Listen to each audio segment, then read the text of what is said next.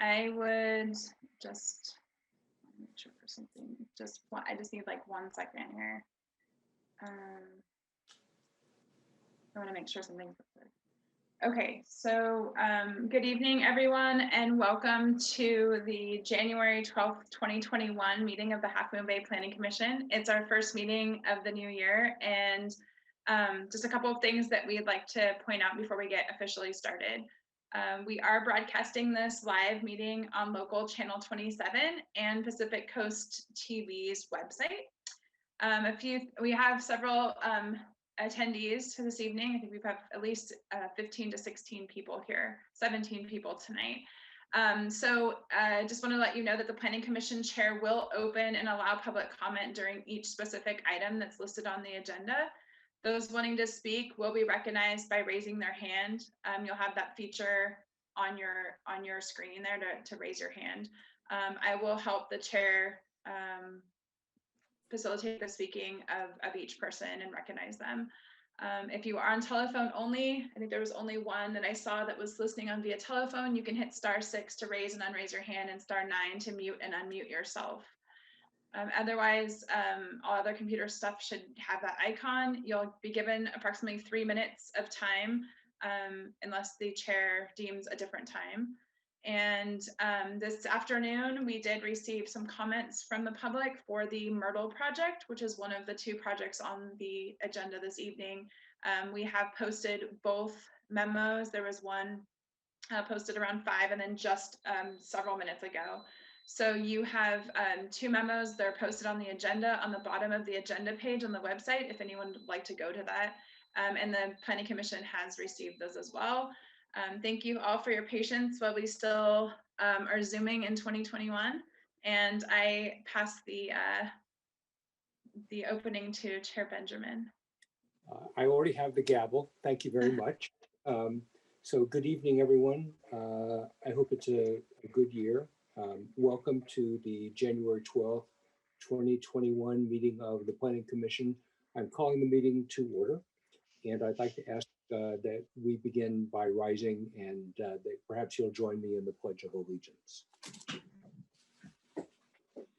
I pledge allegiance to the flag of the United States of America, to the republic for which it stands, one nation under God, indivisible, with liberty and justice for all. With liberty and justice for all. Thank you. Particularly apt. Roll call, please. Yes. Commissioner Holt. Present. Commissioner Hernandez. I am present. Vice Chair Reddick. I'm here. And Chair Benjamin. I'm also here. Thank you. And it appears that Commissioner Polgar is absent this evening. Okay. Thank you very much. The first item on our agenda is consideration of the minutes of our December the 8th, 2020 meeting. Colleagues, do you have any additions or corrections to those minutes? If there are none, could I please have a motion to approve them?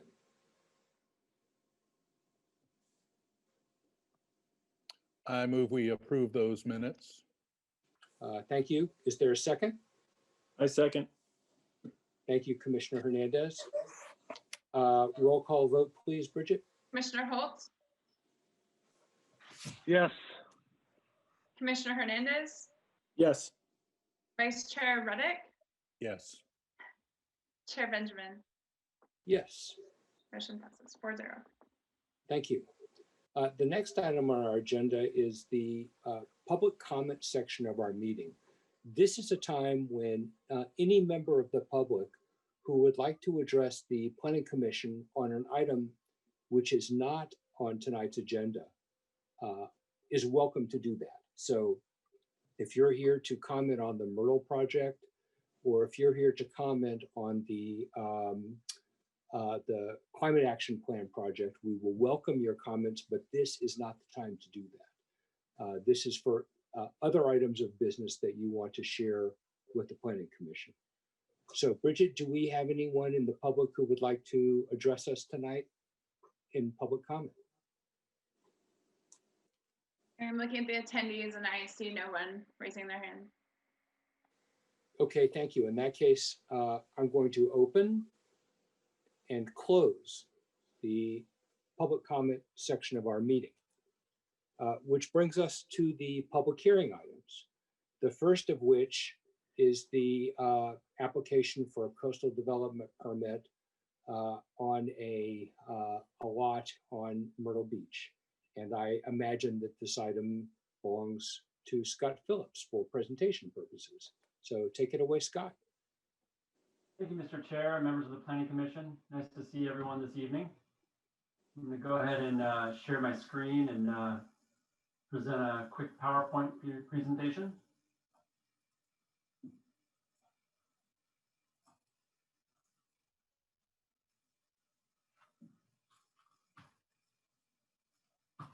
Can everyone see that? Okay. All right.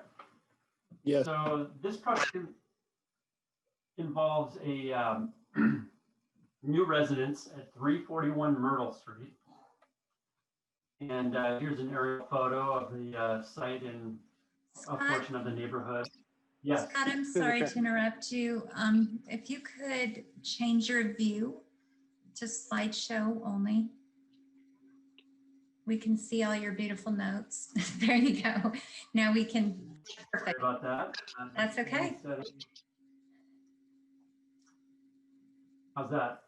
Perfect. Thank you. All right, so here's the aerial photograph.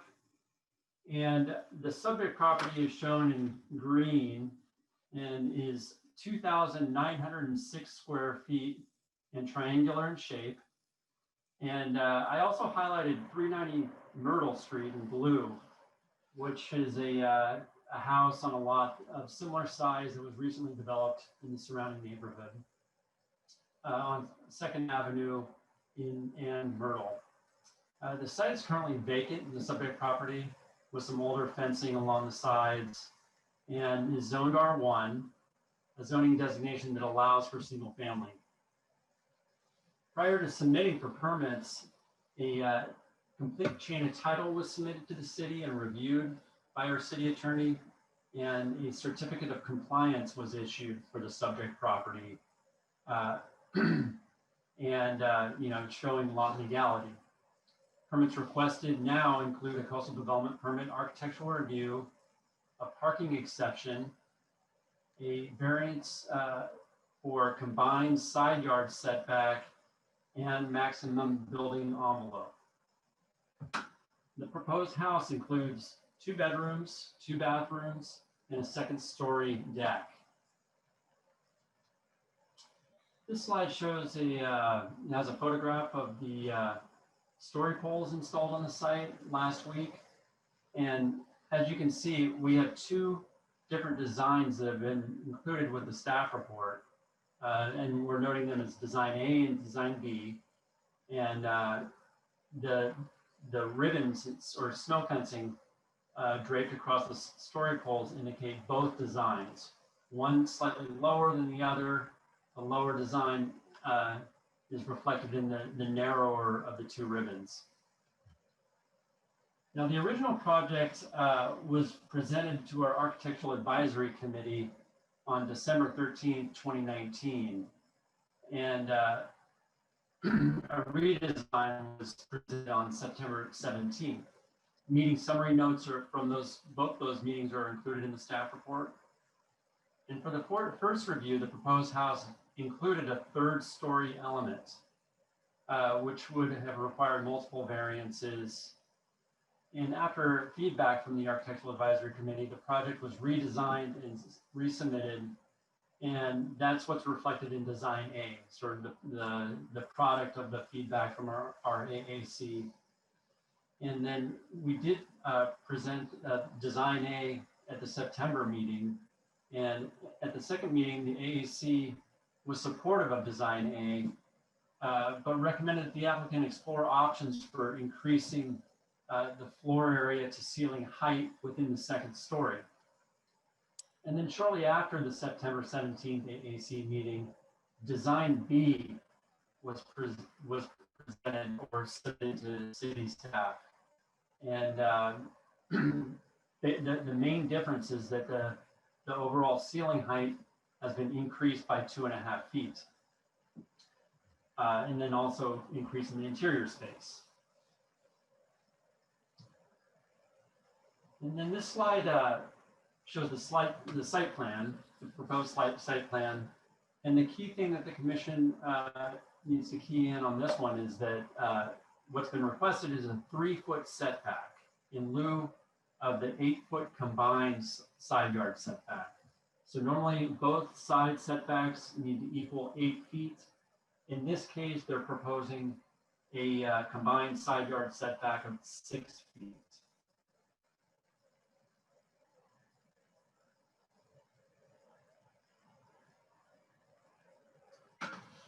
Okay, and then this slide shows the front elevations, and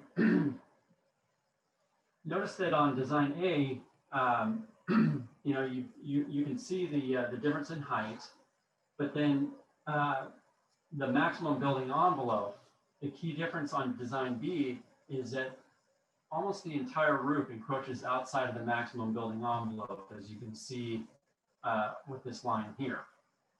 Now, it's not to say that a variance for the maximum building envelope is still not required for design A, but the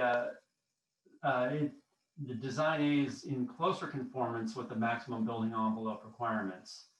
The key thing that's lacking is that in order for the shed dormers to encroach outside of the maximum building envelope, the outside shear wall of the dormers need to be set in from the first story.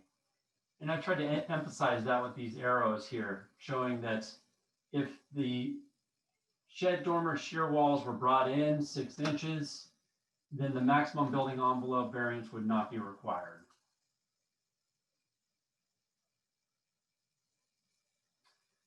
Now in this slide, this is design A, and this shows both the west and the east side elevations. And notice the difference in the railings. The west side includes a glass railing on the 2nd story deck to sort of open up any views towards the ocean. And then the east side railing includes hardyback lap siding that'll provide a little more privacy with the neighbor to the east.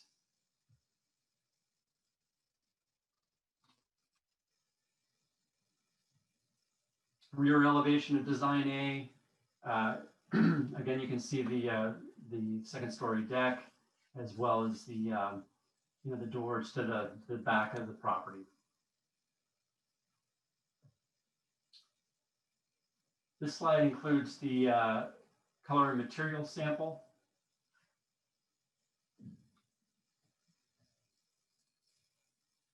Now, some key considerations for the Planning Commission to consider: land use regulations, the requested variances and exception, and neighborhood compatibility.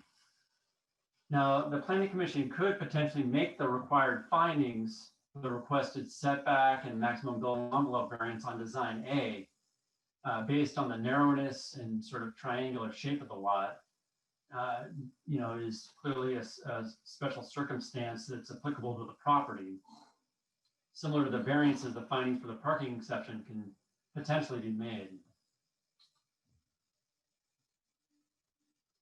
Now, other key considerations for the Planning Commission to consider are, that was, brought up in this project: coastal access, growth management. Also, our certified housing element contains policy to encourage the development of a range of housing types, including smaller, more affordable units, which this could fit into. And given the lot size and narrowness, the subject property does meet our definition of severely substandard, which provides some flexibility with reduced setbacks and parking. Again, not to the point where the design A or B conforms to, but it helps a little bit.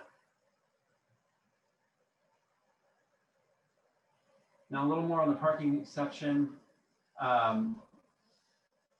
the parking requests a waiver of the one garage space and one open space not in the front yard setback.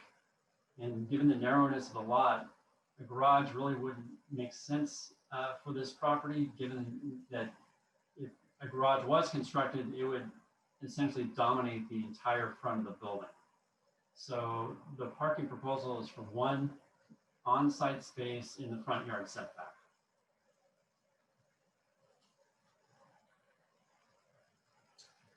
Now, as far as neighborhood compatibility, the design approach, specifically the sort of the emphasis on the front door and the porch-like architectural elements, numerous other design details, certainly contribute to a pleasing streetscape.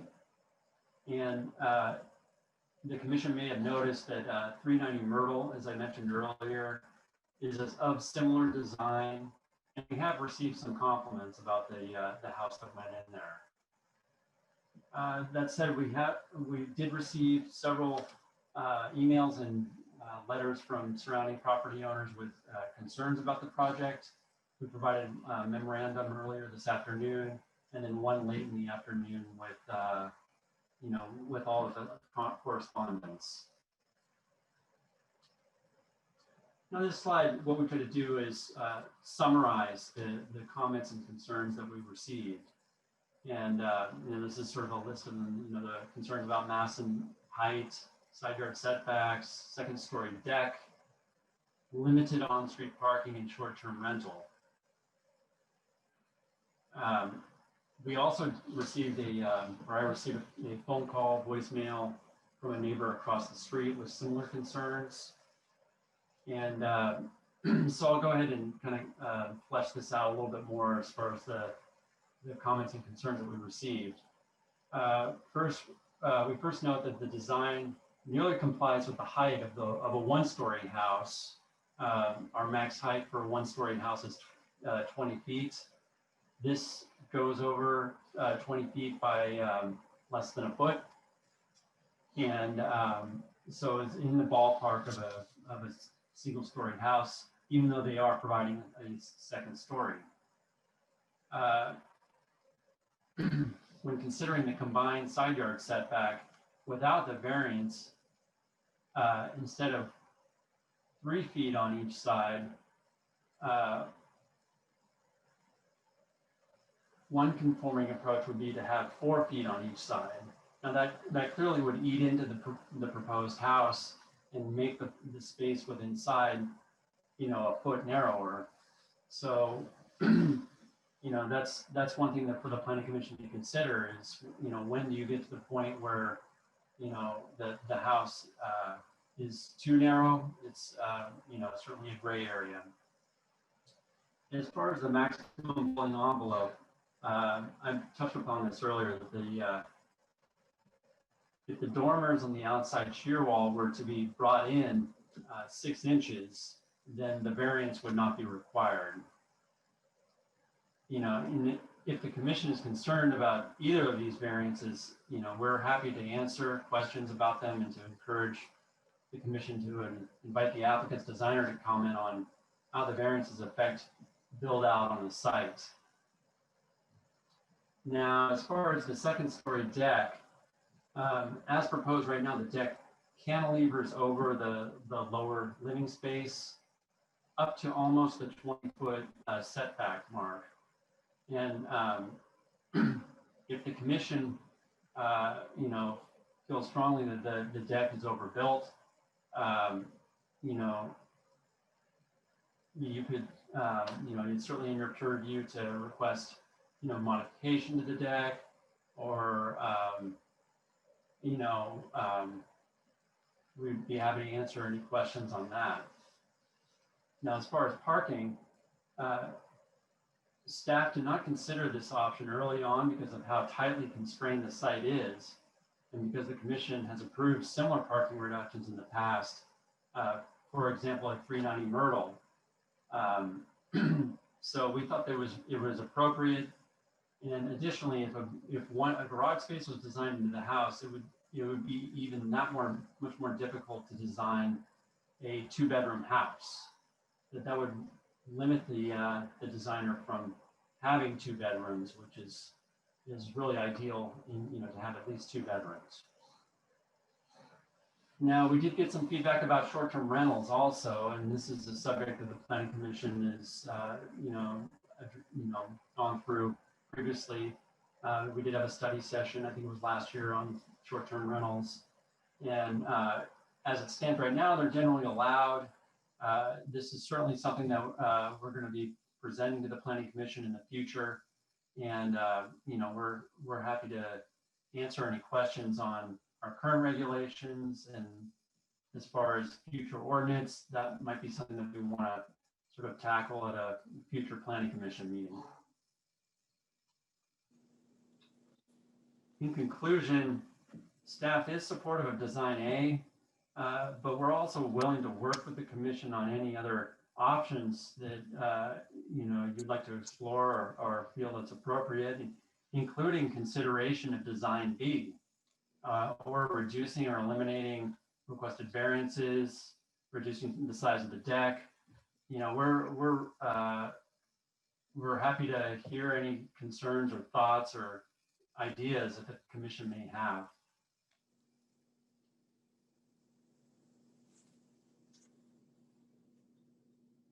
And with that, I'm happy to answer any questions. Okay, thank you for that presentation, Scott. Colleagues, we're not ready to opine on the project yet, but if we have clarifying questions that might allow the public to make better use of comment time, it sounds like we have a lot of people who are interested in the project. It would be great to get those questions on the table and hear them once and well. Yes, Commissioner Hernandez, you have the floor.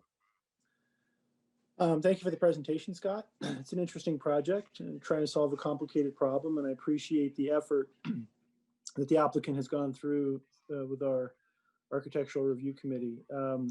So I've got a few questions about this.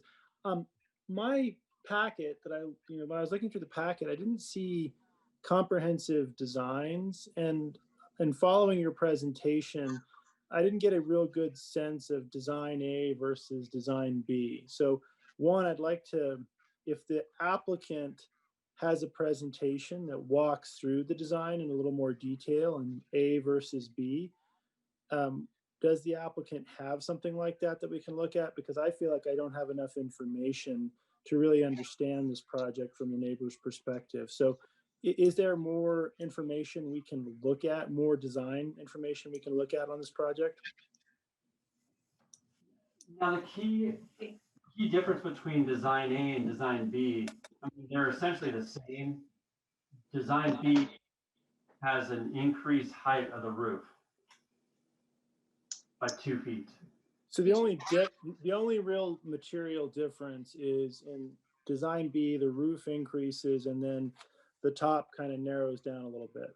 Correct. Okay. Yes, So Design B is slightly more symmetrical because there's more room to work with. right, and I can understand why, from an aesthetic perspective, they went with Design B. Do you have something that kind of have as a rear view of what the deck would look like? I'm trying to really understand the side view a little bit better and the rear view of the property. Do we have any anything on that? Yes, well, I'll go ahead and share the screen again and flip back to the side elevations.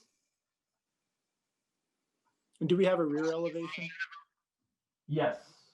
Okay.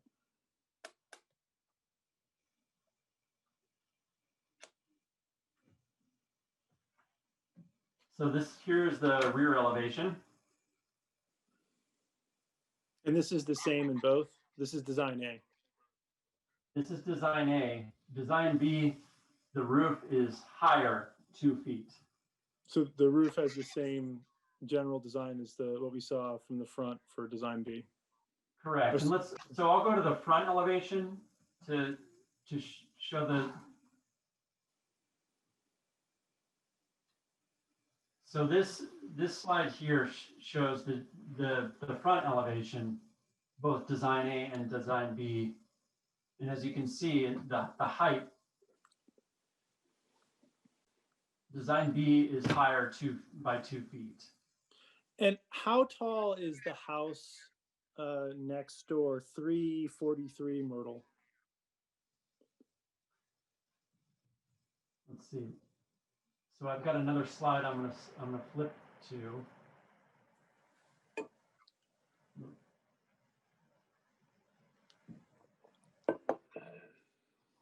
Okay, so this slide shows design B with the 2 neighboring houses.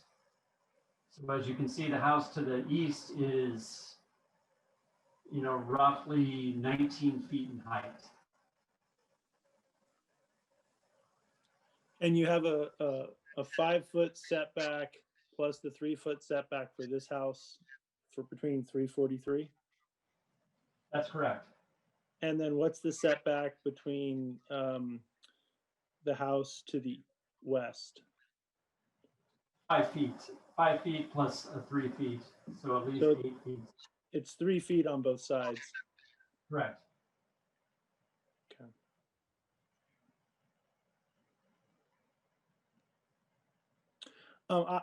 I don't have any other questions at this time. If my fellow commissioners would like to ask questions. Can I look at this for a little while, Scott? I haven't had a chance to see this. I think we can, with Bridget's help, I can find out while you're looking at this, Commissioner Hernandez. This may also be in the packet, I'm not sure. But perhaps, Bridget, you can tell me if there are other commissioners who would like to ask questions.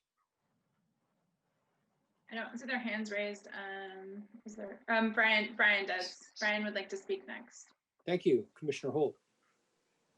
Yeah, I just wanted to ask, thanks, Scott, for the presentation. And I guess in the interest of disclosure, I'll just mention that I live just a block or 2 up from this house. So I walk by here multiple times a day.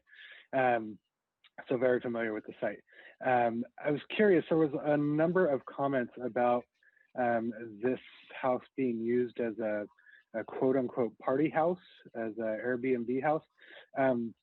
Where is that coming from? Is that just speculation based on the size of the deck, or has there been statements from the applicant or something else that has indicated a desire to use this for short-term rentals? Well, some of the letters that we received did mention that, due to the lack of storage and garage space that normally is associated with a residence, that it, and maybe more desirable to have it as a short-term rental. So that was sort of the premise for thinking that from some of the neighboring neighbors. That's fine. I just wanted to be clear that there wasn't something in the proposal that I was missing there. No. Okay, that's the only question I have at this point. Yeah. Thank you, Commissioner Holt. Let's see, Commissioner Ruddick, Vice Chair Ruddick, do you have any questions at this time? I don't, Chair Benjamin, but thank you for asking. Okay, I have a couple of questions. And really, I just want to confirm my understanding from the presentation that by bringing in the shear walls on the upper story by 6 inches, we would eliminate the need for a daylight plane variance off of Design A. Scott, did I hear that correctly? Yes, that's correct, but that's not the case on Design B. Right, Design B has other reasons because of its additional height. I got it, but for A, we could make that variance go away. Now, then let me turn to the findings that we have to make if we were going to find a variance, any variance, in fact. I understand the first is that it has to be related to the physical, the nature of the property, something about the circumstances of the property rather than, hey, I just want something different or bigger or whatever. And then the second thing is that the variance is necessary to be able to enjoy the property. Is that right? Yes, that's correct. And, what we've drafted in the findings is that, given the unique shape and the small size, that there is a special circumstance associated with the property. Now, that's not to say that that just opens the door for, all rules go out the window. It has to be, reasonable. Yeah, okay, so I understand. I totally get the geography of the parcel. I was just trying to understand the necessity, and I'm not opining about whether that's the case here. I'd like to hear from the public and give the applicant a chance to communicate their position and most importantly, hear from my colleagues as well about that. With respect to the parking in the area, Scott, is your assessment that the parking in the vicinity is saturated? I stopped by and in the middle of the day. Oh, excuse me. I should have started by reporting an ex parte communication. I did speak with a neighbor named Nick. His comments that he gave to me in person were reflected in one of the letters that came to you. So I have nothing new to offer my fellow commissioners by way of input, but just as a matter of good hygiene, I think it's important to say it. Back to questioning about parking. Can you give me a sense of the saturation of parking in the area? We haven't had any, formal parking analysis within this part of Arleta Park, but, in my experiences, there is parking available in the general vicinity. That's my sense of things. So. Okay, and I'm sure when we get to consideration after we've heard the public hearing, it may be that Commissioner Holt will have other insight to provide since he's nearby. Then one other item, I noticed that there was some vacant land across the street. How many parcels are there in that, or I should say, how many lots? And what do we know about plans for development across the street there from this house? Now, directly across the street, we recently, a new home was recently approved at a community development director hearing. And on a slightly larger lot, it's just under 5,000 square feet, so almost double the size of this lot. And the reason why I went to a director hearing is that no variances or exceptions were requested. Does it consume the entire space across the street, or does that leave a substandard lot that remains to potentially be developed? No, I believe there are two other vacant sites across the streets. So there are three sites where development could occur. One of them, there's a approved home at the director's hearing, and the other lots they're not the subject of an application at this time. Is that correct? Yes, that's correct. And are those lots substandard? I believe so. Mm-hmm. Believe so. Okay, thank you. Yes. I have no other questions.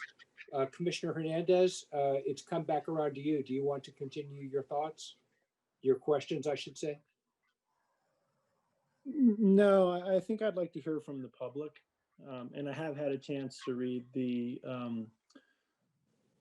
memo that you guys sent out with the letters. So we've gotten the general sentiment, but I definitely want to hear from the public. Okay. Do any other commissioners have any? Scott, if you could take down the view so we can be on. Thank you. That's great. That was very helpful, by the way. So Vice Chair Ruddick, Commissioner Holt, do you have any further questions? In that case, I'd like to open the public hearing for this item. Excuse me, and begin by inviting the applicant to speak on this item.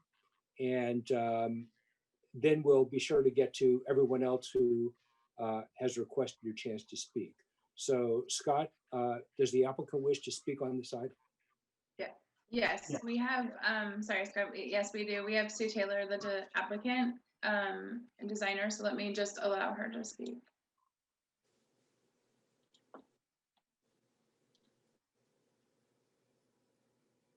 Welcome, Ms. Taylor. Let me see. Hi, can you hear me? We can hear you just fine. Welcome. Thank you. It looked like I disappeared for a minute. So I don't know how much time I have to, because I wanted to respond to some of the comments or thoughts, or I know Commissioner Hernandez mentioned about hearing a little bit more of the history. Do I have enough time to share some of that, or? Yeah, I think that because you're responding to some of the questions in general, we try to keep everybody to 3 minutes, but since it's a response to questions, do you think you can wrap it up in 5?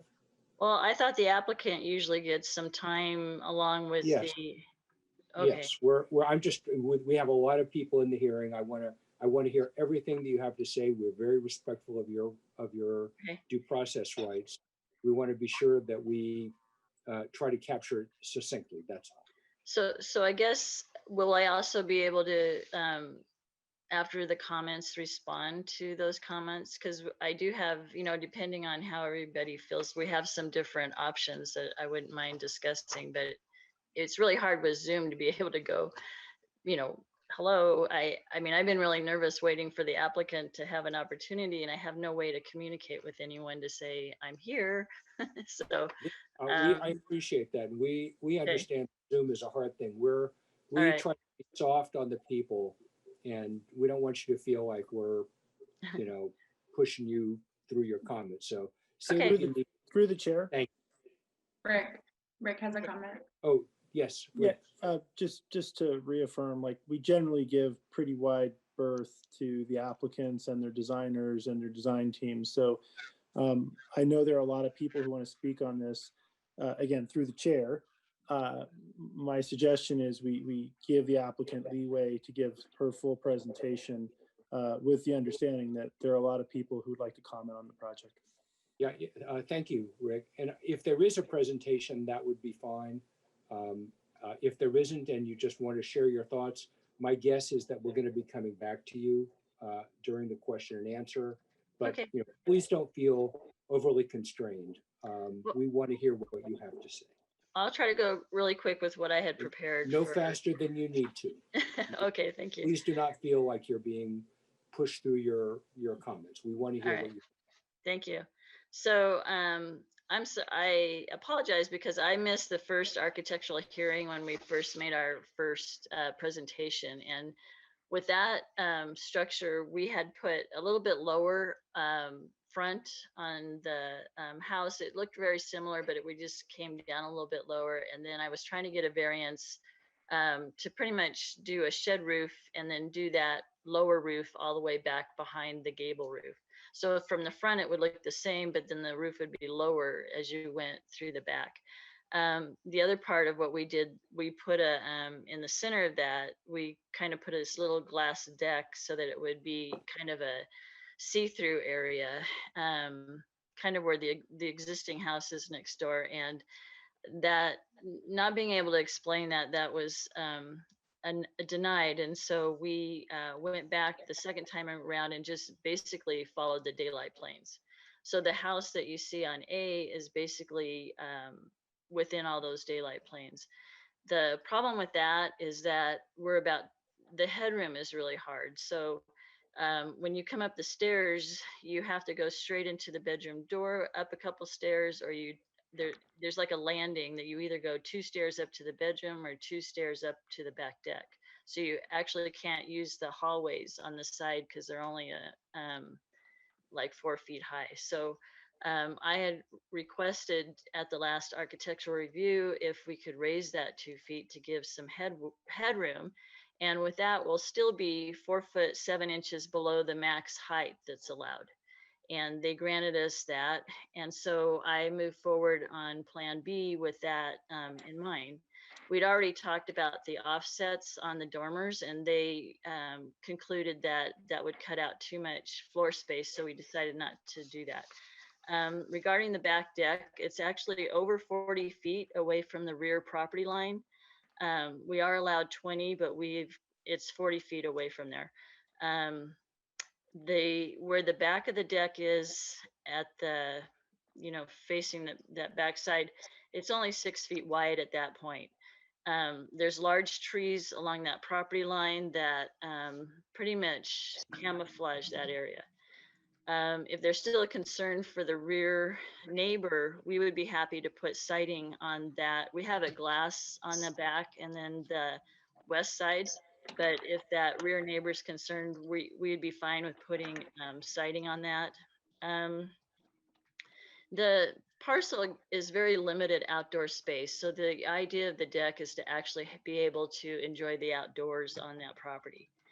The parking variance, it's either a garage or a house. There's really not enough room for both. And so we wanted to do similar to 390 Myrtle, where we got a variance for a parking space. I actually sent a picture to Scott, and I'm hoping that he can share that with the parking. It kind of shows what's there now, and it's really not similar. It's really similar. What we're asking for is what's being used by the neighbors right now. The B&B, this is a city issue. I would assume that there's city regulations regarding required parking and noise ordinances that would prevent parties from occurring at this house. I saw that was brought up a lot. The intent is to sell this house to a homeowner that will live in the home. There's I think the 5-foot setback was brought up, the laws that we can go to 3 feet, and we're basically following the law. The fire marshal has already okayed that, and I've done several of these with the 3-foot setbacks, and you're required to do a lot more with fire prevention on those sides when they're at a 3-foot setback. So they're actually more fire safe and fireproof than most of the houses that are already there. So it's there's some pretty constringent things that you have to do for fire. The substandard lot got brought up. It's a legal parcel. And then I know one of the neighbors complained about wanting more time, and this project's been in the planning process since December 13th, 2019. The applicant, the owner of this parcel has actually reached out to the neighbor to the east numerous times to see if he wanted to participate in this process. I think, and then to the mass, I think that's the main thing that we're addressing. And when we went to completely following the daylight planes, the front of the house, if you look at it, is off center. It's kind of quirky, and raising it up 2 feet kind of gave us the opportunity to make it symmetrical. So it'll actually look a lot better from the front than on B. It'd be nice to compare the two. And also I gave Scott a picture showing what a regular daylight plane would look like on this house. That kind of gives you a better perspective of how much, when you bring in the property lines, and those daylight plane lines are dependent on those, by the time you get to this house, they kind of overlap to where your daylight planes are almost, there's a physical thing that, they end up being about, 6 feet below the actual maximum height. So also the house next door is, according to the survey, 12 inches shorter than the house we're proposing. So and we're only asking, when you look at the side elevations, it's just a peak of that roof that pokes into the daylight plane. So yeah, like I said, this house is 12 inches higher than the 2-story house next door. Let's see, the front of the property is where there's some width to the property, and that's kind of why we're asking the kitchen and the living area and kitchen and the master bedroom are on that front part, because that's basically where we have width to facilitate that. You start squeezing everything in, then the livability of this kind of disappears. So we added the 2 feet for the headroom. Again, that's still 4'7" below the max height. We fixed it so it's more symmetrical. And, in reality, any of these homes around this parcel could be remodeled or rebuilt to where they end up being 5 to 6 feet taller than this house by right. And then I asked that you don't require to bring in those dormers, that we can keep that, because again, there's so minimal space within, livable space inside this house. I think that's, I think I covered the stuff that I had on my list. And then if you have any questions after the comments and stuff, I would love to help out or participate. Thank you. Thank you very much, Ms. Taylor. I'm glad we're able to get through all of the things that you wanted. I appreciated that illumination there. And if there are questions, we'll be able to get back with you. We'll leave the hearing open until we get all of them answered. Okay. Bridget, we have several other speakers, I think, on this item. Yes, Commissioner Hernandez is raising his hand, and Rick, we're still in public hearing. Did you want to speak to that? You know what, I'll save my question. It's a question for Scott and the applicant.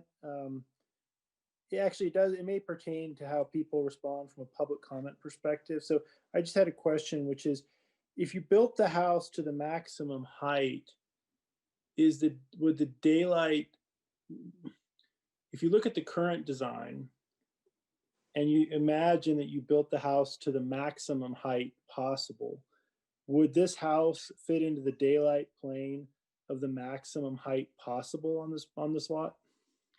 Well, Scott, do you have that picture you can show him that has a daylight plane at a normal, you know, what it normally would be for a standard lot?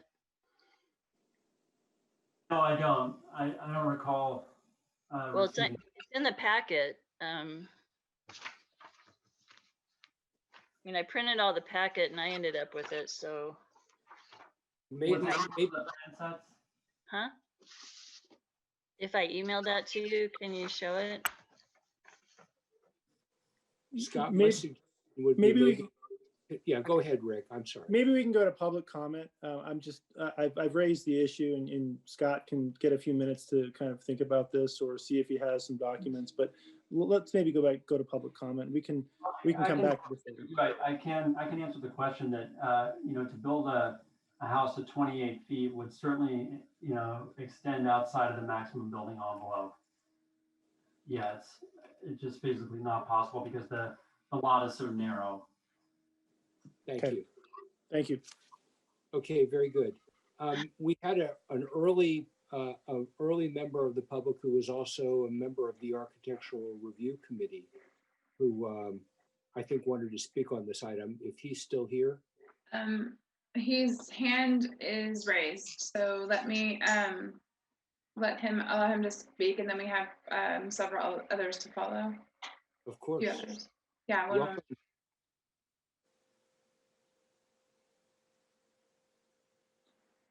There you go, Chad. You're on. Can you hear me? Yep. If you could speak up just a little bit, Chad, I think it would help. I'm here at this meeting as a member of the public. I did review the staff report on this, and I just wanted to see if perhaps my comments might clarify something for the AAC meeting. AAC recommended to the applicant that they apply for this variance to the building envelope requirements because the building is essentially not very useful the way design A was. And I thought that that was pretty well understood by the members of the AAC. So when I saw the staff report, I was surprised at the staff recommendation for design A and design B due to the building envelope regulation. Indications from the staff report and the story polls are that the added building height is essentially benign in the neighborhood. It doesn't have a profound effect on how this building sits on the lot or let's think about the words daylight plane, what that's supposed to mean. The idea of preventing casting of shadows on the adjacent property and so on. It just doesn't seem to me to be making the house much less usable in order to be able to find variance requirements, true variance requirements is a good call. It seems like without the exception, the design of the house is very difficult. Headroom is low, you've bent over in the shower, Similarly, if the dormers are brought in 6 inches on design A to get the exterior faces of those dormers out of plane with the main walls, you've taken a foot out of a room that's essentially 12 feet wide to begin. So I would think that design B that grants adequate second-story height would be the recommendation. I just wanted to report that that was the recommendation of AAC as I understood it and as I reviewed the notes. It seems like the AAC sense was that the usability of the structure trumped the daylight plane ordinance. So I just wanted to report on that. Thank you. Thank you very much, Chad. Bridget? Okay. Next, I have Heather Prince. Can you hear me? Yes. Awesome. So I had a couple things that I wanted to touch on. I live at 339 Myrtle. I am the house to the west of this projected property. And I'm the one-story house. And so, first of all, I just want to say, I feel like we're taking a round peg and trying to stick it in a square hole. And it's just not fitting. And we're doing whatever we can to make it fit into the small space.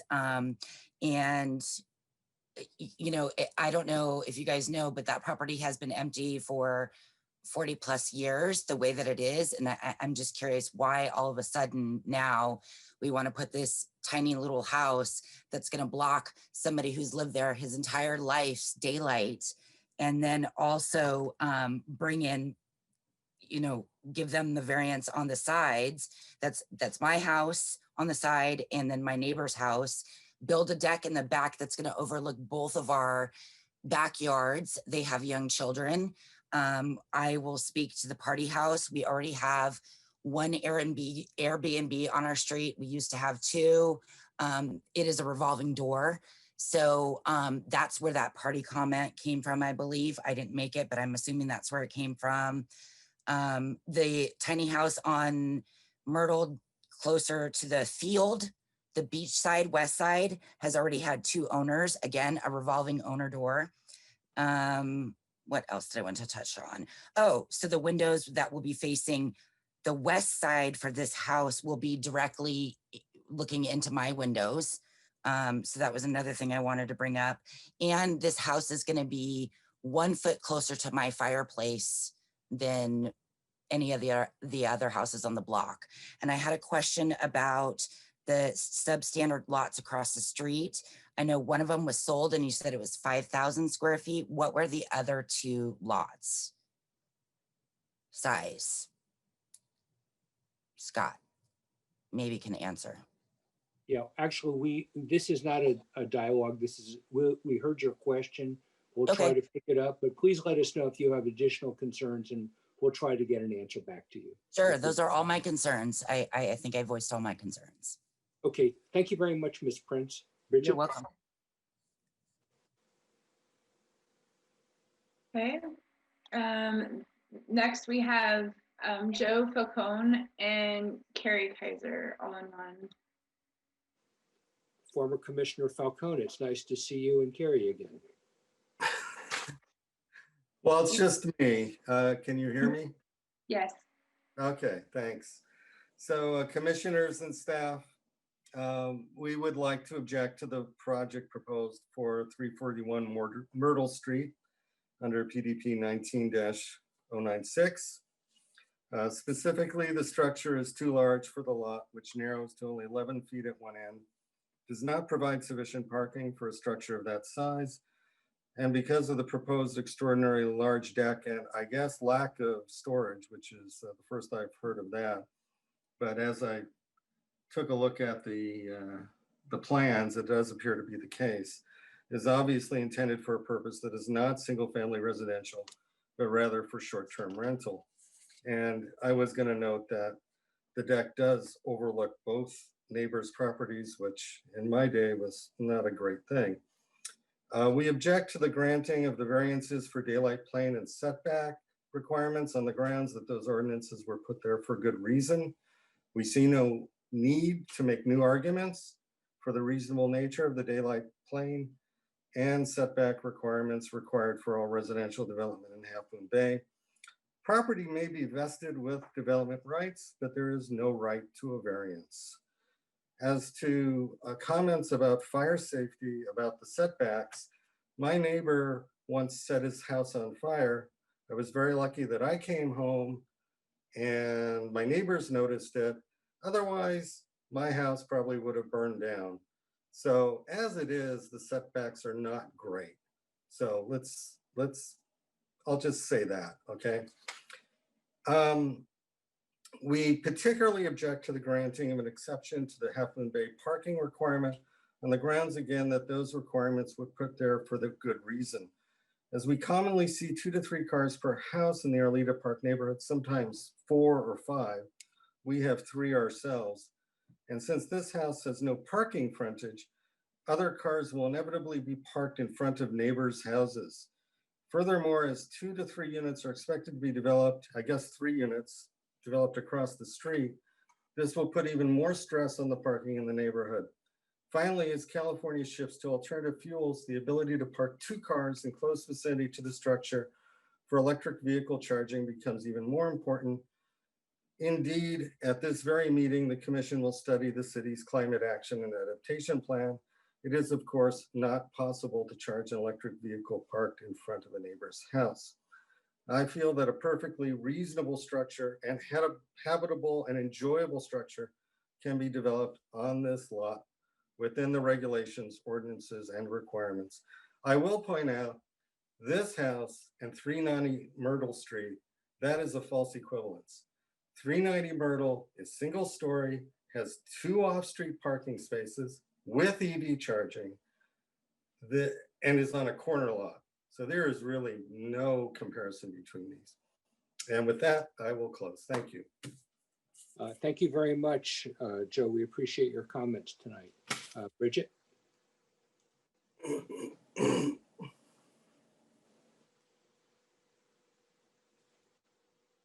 Next, I have Nancy Arnold.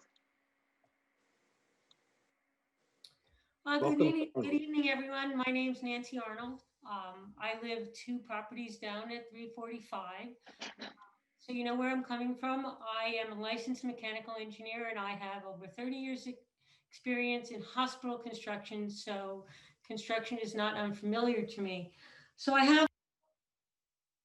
Oops, I'm sorry. Can you hear me? Yeah, I'm sorry. I think I clicked something. I apologize. I'm so sorry. Okay, so firstly, I would like to express my concern of loss of green space that Heather had mentioned too, that that green area has been there for more than 40 years. I'd also question if there is an increased burden on the utilities, on the sewer systems, on the power system grids. And I'd like to voice a concern regarding the setback reductions. With regards to fire protection, it would be good to know if there really are plans to have, whether it's through rated wall construction or fire sprinkler work, systems that would prevent any kind of issue because of a reduced setback with any kind of spread of fire. I again want to stress my concerns about the parking impact, because I already have a lot of my neighbors park in front of my home, and they have other parking spaces. I would be concerned that this home that has no parking would now be parking in front of my home. And again, to stress, the short-term rental issue is a big concern, and it seems like a likelihood that that would happen. Those are my comments. Thank you very much. Thank you very much. We appreciate your comments. Ms. Arnold, thank you. Bridget?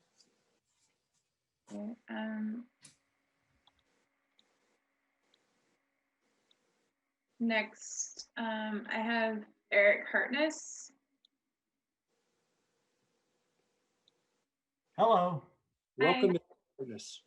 Thank you. It's I really appreciate y'all doing this. This is my first meeting like this. In that case, a very special welcome. Thank you. I'm one of the neighbors behind him at 324 Grinnelli Avenue. the one with the trees that was mentioned earlier. And I really appreciate all the feedback that other neighbors have given that as very well said and articulate. I'm concerned mine will not be as articulate, but want to reinforce the concern on the balcony, and that's the primary one for me.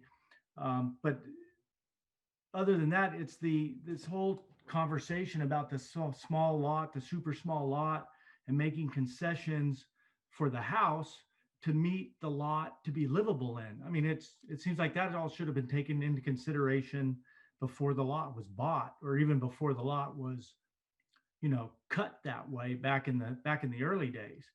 But it doesn't seem to me like we should all make concessions for someone to build a house on a small lot. I keep hearing excuses about it's small, they got low headroom, they got this, they got that, so we need to make exceptions for them. And I just don't understand that logic, and I don't support it. I yield the floor. Okay, thank you very, very much, Mr. Artis. You spoke very eloquently. We appreciate it. Bridget? Thomas Perez. Okay, I feel like I jumped the line there. Thank you very much for letting me speak. Can everybody hear me? Welcome, Mr. Perez. We can hear you just fine. Oh, thank you so much. So I lived on this street for about 25 years, and I want to thank Mr. Falcone for bringing up that you cannot you cannot say that 390 Myrtle Street and this property are the same. Again, 390 Myrtle Street has half a block of sidewalk parking. Most of the things I was going to say have actually already been covered, but I want to bring up a few things that I did here. These were before this was open for comment. The term minimal living space was thrown around. It was garage or house. These, to me, I'm in the market to buy my first house. I want to be respectful of the new neighborhood I come to. I want to abide by everything, every rule that I can. Seeing this here, it feels to me like this doesn't check a lot of boxes. Again, with not my words, but minimal living space, that doesn't seem like it's some thing that's going to provide benefit to this community. It's not going to bring a family. You're not going to be raising children there. Sorry, go ahead. I apologize. No problem. Again, no storage. I don't see this. I don't see this enhancing the neighborhood in any way. And again, I lived there for 25 years. I know that lot. I grew up playing in that backyard. It's a beautiful area, but I just personally don't see any benefit on putting a tiny house there, again, out of regulation. That's all I had. Thank you very much. Okay, thank you very much, Mr. Perez. Bridget?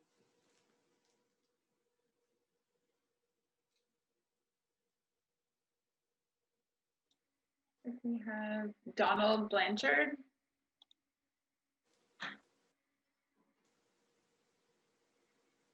Oops. Go ahead and unmute yourself. Sorry, I think I asked you to when you unmuted. There you go. Hello. There you are. Hello. Hi. I'm Don Blanchard. I am a neighbor down at 327 Myrtle, so I am 2 houses down from this lot. Most of the stuff that I was going to bring up has been addressed. The reality is this property hasn't changed in ages, and anyone buying this property or developing this property knew well and good the challenges that this parcel presented. Any unusual hardships that they claim in their defense should be addressed through designs, not through exceptions to the code. If these codes are as malleable and changeable as they are being presented here, then that's good to know as we look at redesigning in the future. The codes are there for a reason. The biggest point that I had is this no garage and the exception, the non-conforming pad that they're asking to do. Any of these houses, they'll have more than one car to it. So even in front of this house with a driveway in place, there is not going to be room to park their car in front of their house. Right across the street, you've approved the development of a home on the lot across the street. That is a single car garage and a single car driveway. So there are only 2 spots for that house that you've already approved, but you've also approved an ADU there. So there will be more people with more cars. So there'll be 4 cars that will be assigned to the house across the street, and you're giving no parking for this tiny little house that you're squeezing into this lot, which basically makes it that I will have to provide a parking spot for them in front of my house. That's my concern and my complaint. So that's pretty much it. They knew what they were getting into, and it should be addressed through design and not through all of these changes to the codes. That's all I have.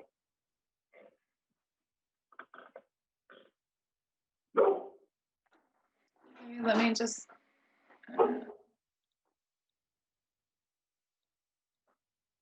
I have Nick De La Torre.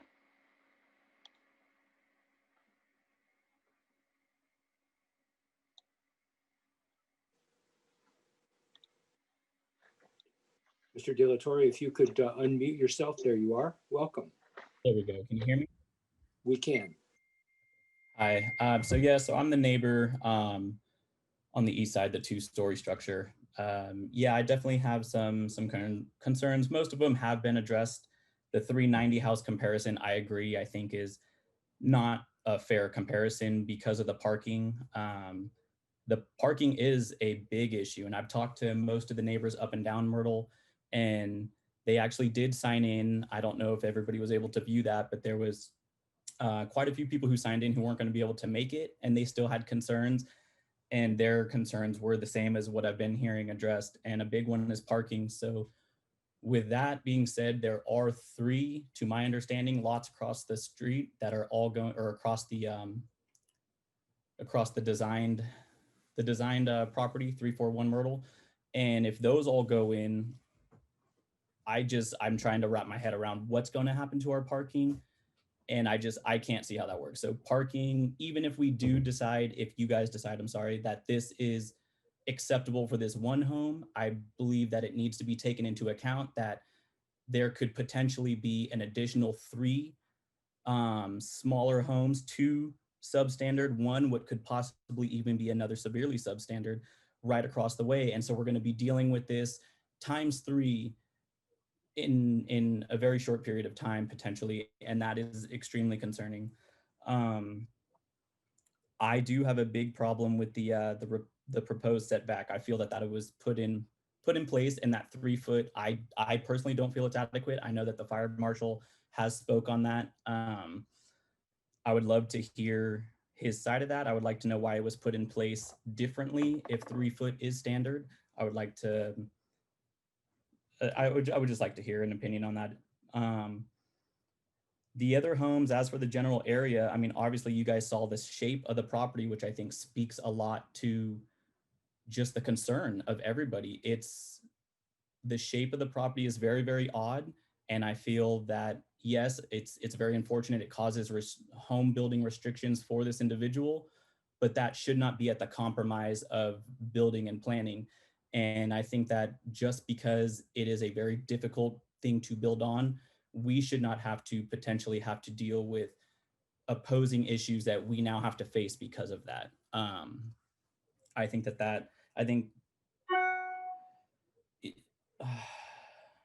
I also wanted to speak on the 2 designs. I agree, it was brought up. I am still a little unclear on those difference between the 2 proposed designs. If there's a way to clarify that, it would be greatly appreciated. I think other than the deck proportion being, in my view, grossly unproportionate to the scale of the home, that would be my only other request, is that gets put in to be in scale with the proposed home.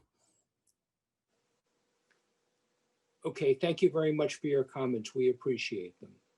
Thank you. Bridget?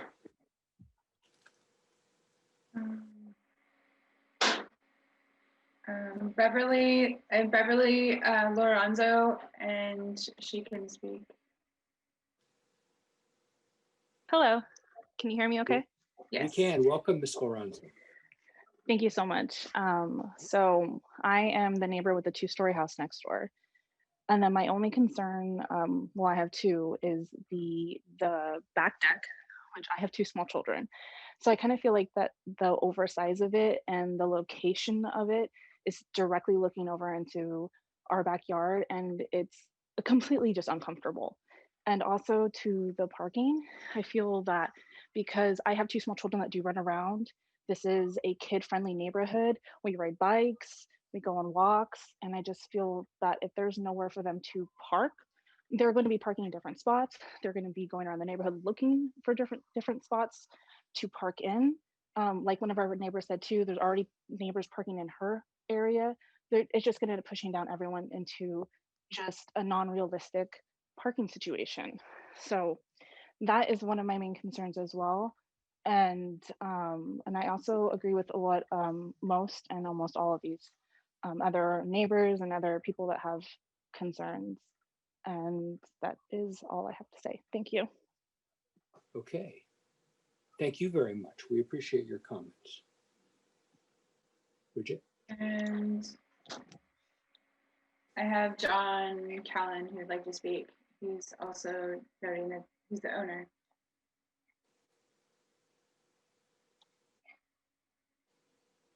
Mr. Callan, I hope we didn't short you by failing to give you an opportunity to speak earlier, but welcome. Not at all, Chair Benjamin, members of the commission and staff. I want to thank all of you for all the hard work, and I know this has been a tough one. It's been a tough one for me. We've owned this lot for about 85 years in the family, and the neighborhood is very important to us, especially to me. In fact, the last two people you heard from who reside at 341 the house next to the lot on the eastern side, their grandfather, Ralph De La Torre Sr., was given permission to enjoy the lot from the early 1960s. Neighbors are very important. And we spent a lot of time with the neighbors. We reached out to each of them from the time we started in the design process. First, we worked with the Heather Prince family, the neighbors on the western side, and that was with a suggestion from the AAC. We tried to purchase land from Heather Prince's family to widen the footprint, and she had no interest in selling any land or into any sort of a movement of the property line. She said simply that she had no dog in this fight, and she cared less about the development. And she had made it clear that she had no interest in selling 1 inch of her property, which would have widened the property and would have eliminated the need to have gone up in the higher story. Interestingly, Heather repeatedly asked whether the project would proceed if she refused to grant us land. And I assured her that it would, but that it would make a much nicer project if we could somehow do a land swap, a lot line adjustment. But one of the problems that Ms. Prince pointed out is the sewer easement in the back. The idea was to give her some of our land in the back for some of her land on the side. And she pointed out that all of the land in the back was unusable. And she also pointed out that she wanted to come in on a separate access on the eastern border of her property, which would make it impossible. And I understand that. I don't understand why now she has a dog in the fight, but I understand a lady's prerogative, so that's fine with me. What troubles me is the last two people you've heard from, Nick De La Torre and Beverly. Nick De La Torre is the grandson of the man my grandpa, Tom Callan, shook hands with in the early 60s. They had, I think it was a cousin who lived in the house that is now occupied by the Princes. And what they wanted to do was have a great big backyard and put up a fence. And my grandpa said that was fine if they kept the weeds down, and if they kept it clean, that they could enjoy the property with that understanding. And that's the way it's been for the last 40 or 50 years. At one juncture, I had the lot for sale. I listed the lot. And I canceled my sale. And I told my buyer there was no deal because Nick told me he wanted to buy the lot.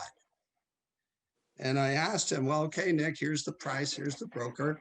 That's fine. I'd rather your family continue to enjoy it. And Nick said, great. But later when I contacted Nick, he told me he could not afford to buy the lot or that he was unable to purchase the lot. And then I started getting offers, but the offers were canceled. Other buyers told me that one neighbor was very hostile and had no interest in seeing any new development on the block. So in any event, I went forward and I gave Nick and Heather letters and telephone calls saying, well, would you like to come in? Let's talk about the design. Let's talk about what I can do. But really, they ignored my request to get involved with any of the design plans. Now, we can make changes. Nothing's set in stone. If people want 2 cars, we can eliminate half the landscaping, right? And that parking pad. But I think it looks much nicer the way Sue Taylor has designed it. People seem to like Sue Taylor's designs. And well, frankly, I like Sue Taylor's. I mean, the bottom line is that it's a little infill townhouse project on a street on the west side. We need housing. There's a housing crisis in Half Moon Bay. And I would like to see this lot be taken up by a small family who enjoys life, a groovy little beach house in Half Moon Bay. That's what it's designed. And I hope that you go ahead and approve the Plan B, because what you heard from Chad Hooker, what you heard from Sue Taylor is correct. You have to bend over. You can't really stand in the entire shower. I wish Commissioner Hernandez, you could do a walkthrough. You'd see the goofy little staircase in one of the plans because the wall comes up only 2 or 4 feet on one side. So you have to come up the stairwell into the center of the project, which is strange, but that's what Plan A requires. And Plan A requires small headroom. I tried to make it jazzy. I've got an upstairs fireplace.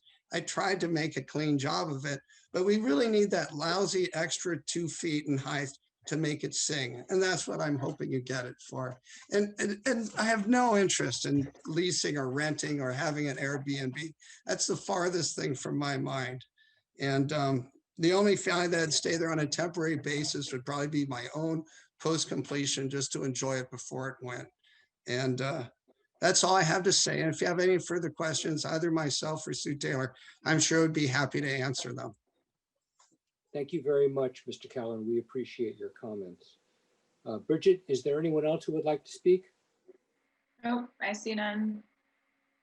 Okay, I'm going to leave the public. I do Oh, see, wait. sorry, before you do close, we do have 2 more people that have raised their hands. I actually wasn't going to close yet, but that's fine. Why don't we hear from them? Okay, I have, first I have Bev H, or we have Bev H here. I'll let her speak. There you are, Bev. Hey, it's Bev Harper. I'm one of the neighbors behind the property. And just to reiterate, I think the first speaker mentioned, really it sounds like we're trying to, hammer a square peg in a round hole. So I do, I'm listening to the ducking in the shower, etc. But we're trying to put a big house on a very small, odd lot, wedged between 2 other properties. And so, of course, we're going to have these sorts of problems. And variances are there supposedly for everybody. So the substandard lots already have, loosening of many variances, and now we're asking for more. And then also, I think discussing Plan A and B is a bit of a red herring to me. I'd like to see a 1-story plan. I feel like we've got 2 very similar plans. I'd like to see a 1-story option proposed as well. And thank you for your time. Thank you very much for your time, Beverly. We appreciate it. And you have another hand, Bridget. Yes, I have Laura. Welcome, Laura. Hello, hi. Can you hear me? Yes, you have the floor. Hi, I used to live on Myrtle Street a long time ago at 327 Myrtle, so I'm very familiar with the whole neighborhood and most of the neighbors. Um, Actually, my sister lives at the 343 Myrtle Street um, with her fiance Nick and their kids. And I just wanted to point out one more thing that no one else has mentioned is that with that extra 2 feet for the raised roof, it actually is blocking that window on the side of their house. So they no longer will have sunlight coming into the house from that side. And in my opinion, I feel like that also devalues the house a bit by saying now they no longer have an ocean view on their house. And I just wanted to point that out. And I also do agree with most of everything everyone's saying and how it is a bit invasive with the back deck, looking into other people's yards. And that's pretty much just what I have to also mention. And the parking, I agree with that as well. So. All right, Laura, thank you very much for your comments as well. Okay, thank you. Bridget? Looks like I have one more. Danielle DeLatorre.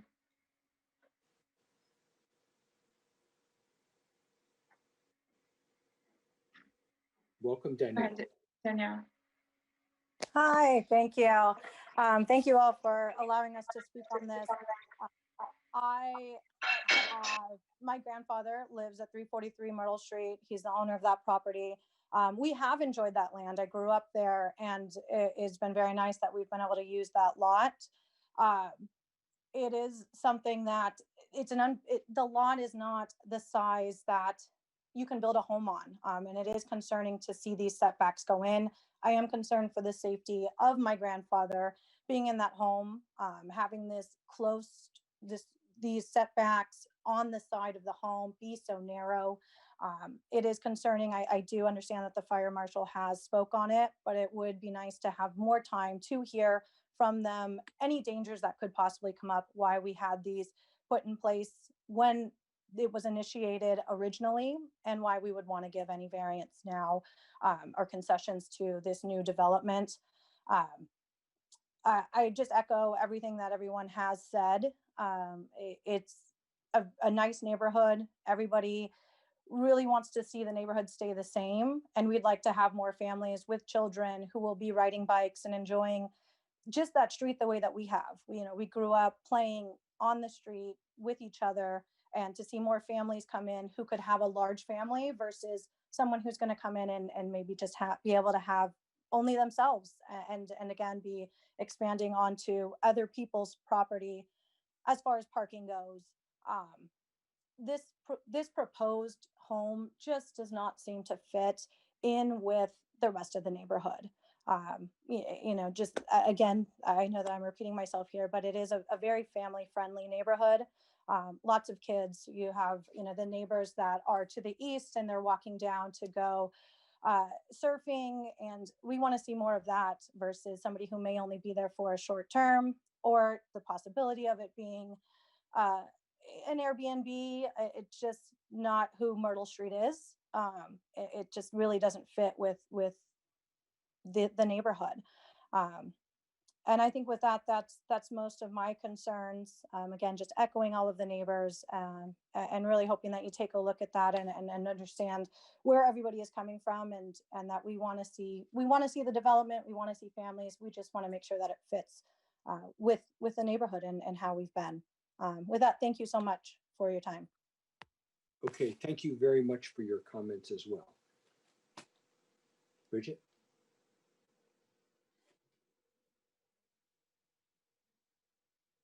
I don't think it doesn't look like anyone else wants to speak. I have no hands raised at this time. So Okay, I'm going to leave barring objection from the commission, I'm going to leave the public hearing open so that we can get a chance to get replies back on questions from the applicant, and then we can close it before we get into our own deliberations on the proposal. If that works for my colleagues. I think I don't know about you, I have a pretty long list of comments I collected, and I think it makes sense for us to give, I see, Rick, thank you. I'll show you yours. So it might make sense for us to ask staff to respond with whatever list they have. If you'd like to begin with that, and then we can sort of work our way through the questions before we get through deliberation. Before we hear from Chair. Commissioner Hernandez, yes. I just had one point because I think we have certain legal obligations from a planning perspective. And if we could, before we get into responding to a lot of the specific things, maybe if we could just go big picture for a minute, maybe from Winter or from Scott or Jill. Can you guys just help everybody who's following this on Zoom understand the obligations we have from a legal lot perspective? Like, help us communicate with the public. What are the obligations we have? We have a very long document. We have a planning commissioner former planning commissioner who's commented on this. But if you could help us just reset what we have an obligation to do before we get into some of the other things that have been raised. That's a pretty broad question, but maybe you can tailor it to, I don't know, Rick, why don't we, I'm happy for you to give it a shot, but Well, I don't want to comment on this. I heard a number of people raise the question of it's too large, you shouldn't build a house here and so forth, but it's a legal lot. And I think the applicant has raised the issue that it's a legal lot. And I just want to maybe ask city staff if they could start with that point, which has been raised, before we get into some of the other details. So what are the ramifications of it being a legal lot? Does that capture it for you? Okay, thank you. Winter, would you care to respond? Sure, I'm happy to. And just by way of background, because it is obviously a substandard and kind of oddly shaped lot. It was created by a probate order, which explains why it likely doesn't map onto what some would imagine would be the result of a planning process. But it was created in compliance with the Subdivision Map Act. So that in that sense, it is a legally created lot. But that doesn't, absolve it of compliance with city zoning codes. And so that's what obviously Scott and Jill and staff have put together in the staff report. Given that it's a substandard lot that was created legally, what are the requirements? And obviously you see that the staff report contains an analysis of compliance with the code, and it's for this reason that there's a request for variances and parking exceptions, because obviously the current proposal doesn't comply with that. Does that help answer the question, Commissioner Hernandez? It does. And then there's a second part, which is there's a housing crisis going on. People are always concerned about making sure we have affordable housing. And, when I built my house here, I bought a lot from John Callan. Judy Taylor was my real estate agent. I've gone through this process as a citizen, and I followed the rules, but the rules have changed since I bought my lot. And could you maybe opine on a few minutes on what's changed? Like, why do we support these substandard lots? Because there has been a significant policy change, and the citizens may not like it, but that's part of what we're working with is policy changes, rule changes that have happened that we're working within. Could you excuse me, Rick? Rick, before she answers that question, I just want to be clear that we haven't heard all the testimony, so you're not making any decision in that comment with respect to whether you're supporting this project on the site at all, nor is the fact that Mr. Callan was involved in the transaction for your property of any relevance to this conversation for you. You don't have any financial relationship with I have Mr. no financial relationship with any of the parties in this discussion, and I have no parte communications with any of the applicants or any of the neighbors. Just doing a little hygiene. Thank you. Well, I'm not sure I can answer the question of what are the legal changes that have occurred. Obviously, the city has always and will continue to be obligated to comply with its own codes and processes. But I think in the presentation, Scott did discuss, and I'll turn it over to Jill and Scott if there's anything further, the push towards encouraging or considering in a new light infill projects in order to satisfy housing obligations and promote affordable housing. So I'll let Jill or Scott answer that policy question. Thank you. I would like to thank you, Winner, and through the chair. I think Scott will be able to probably help out with some of the design questions, but there's kind of three categories of comments that we heard from our public that I'd like to address and fill out. So I'm going to start with just the lot sizes of those lots across the street. And before noting that, our deputy city attorney just addressed the matter of the legal lot for this particular site. What staff wants you to know is that the very first thing we did when this application came in was check the lot legality. There are a number of these parcels out there, and we check every single one of them. They're remnants. They all have a different story. As you heard, this one had a probate situation. That's quite unusual, actually, from other ones that we've looked at. But the very first thing we did was make sure that it was a legal lot and not attached to one of the ones that was to the east or to the west. And that would have been a non-starter, which is what we did with the lot, one of the three lots across the street. The three lots across the street are larger than this one. All three of them are. The smallest one is about 3,600 square feet. It's small. The next one up is about 4,100 square feet. And the third one is 4,500 square feet. The approval that we gave we did through the staff level was for a single family home with an accessory dwelling unit, and it conformed to every aspect of the city zoning ordinance. It did not require any exceptions or variances. That extra 1,000 to 2,000 square feet really makes it a lot more flexible in terms of what can work for design. That said, it's state law that dictates parking standards for single family development with ADUs. And so that is a case where there's only one garage, and in the past you would have required more on-site parking than what it had, but the city doesn't have that discretion for that type of development.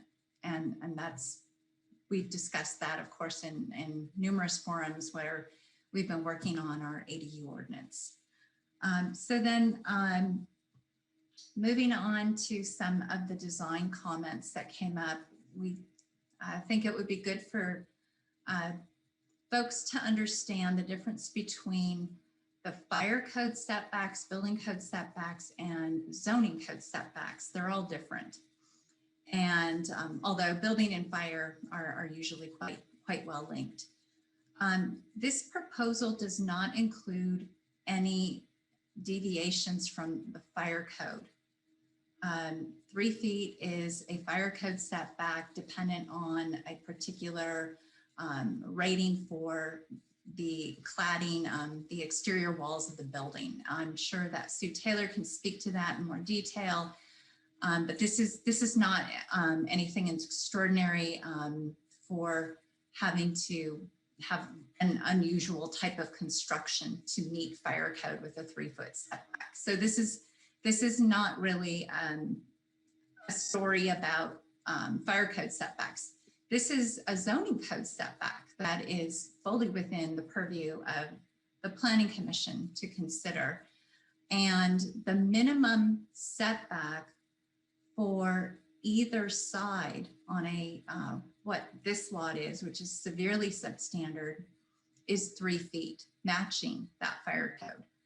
It is the combined setback, which is supposed to be 8 feet, which could be 4 on each side. It could be 3 on one side and 5 on the other. Scott gave you an example in the presentation about 4 and 4 because we had assumed that it would be appropriate to center the building on the site if that was what was thought about by the Planning Commission for considering any modifications. But that is it is a zoning code standard that is being requested with this variance. And so I hope that clarifies that. We do note a couple other things with regards to EV chargers.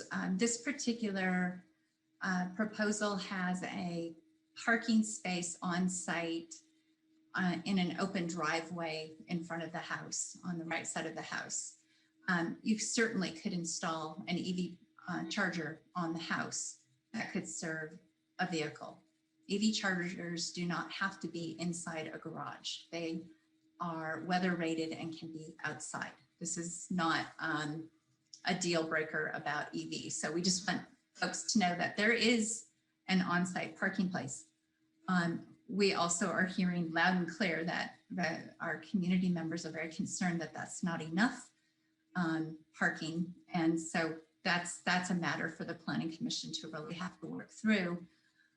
We cited 390 Myrtle predominantly for the scale of that structure, which was quite similar to this proposal. It's about 17 feet high. It's a 2-bedroom house of similar size, but certainly the corner lot is advantageous, having all that additional frontage. I think that was really well covered by your public comment. And I believe that the Planning Commission required sidewalks and other improvements in that area. There was a lot of thinking about how to make that fit into the neighborhood. I'll let, when I'm done, we'll let Scott highlight the design A and the design B that were presented. We would need to ask the project designer if the commission wanted to hear more about storage. There's actually appears to me to be quite a bit of room for storage in those low ceiling height kind of sides to the upper floor. So there's some room. So she may have some other ideas about that, but we think that's important. Staff agrees that the deck is really outsized. And so to that end, what we do need to clarify is the process that this project has gone through in terms of design and how it came to you through the Architectural Advisory Committee. This was one of their early projects that they saw at one of their very first meetings when the design was really quite bigger build out than what you saw with design A. It had a 3rd floor deck element and quite a few other things that staff was very concerned about. And the Architectural Advisory Committee wanted to talk about the value of their review is significant, and we really appreciate it. And yet at the same time, we recognize that the committee is advisory to, in this case, to the Planning Commission. They're also advisory to me in my role. They're advisory to the City Council. We took great attention to their comments on the first design as well as design A when they suggested exploring some increased floor to ceiling height. We wanted to see what that would look like. We also wanted to understand the significance of what variances would be required, because we were already in a realm where there was some level of a variance needed for the dormer situation, which is pretty it's pretty small, but it is a variance. So it came in and we reviewed it, and we understand that the Architectural Advisory Committee had excellent intentions to seek the best quality design and comfort and usability and all of that.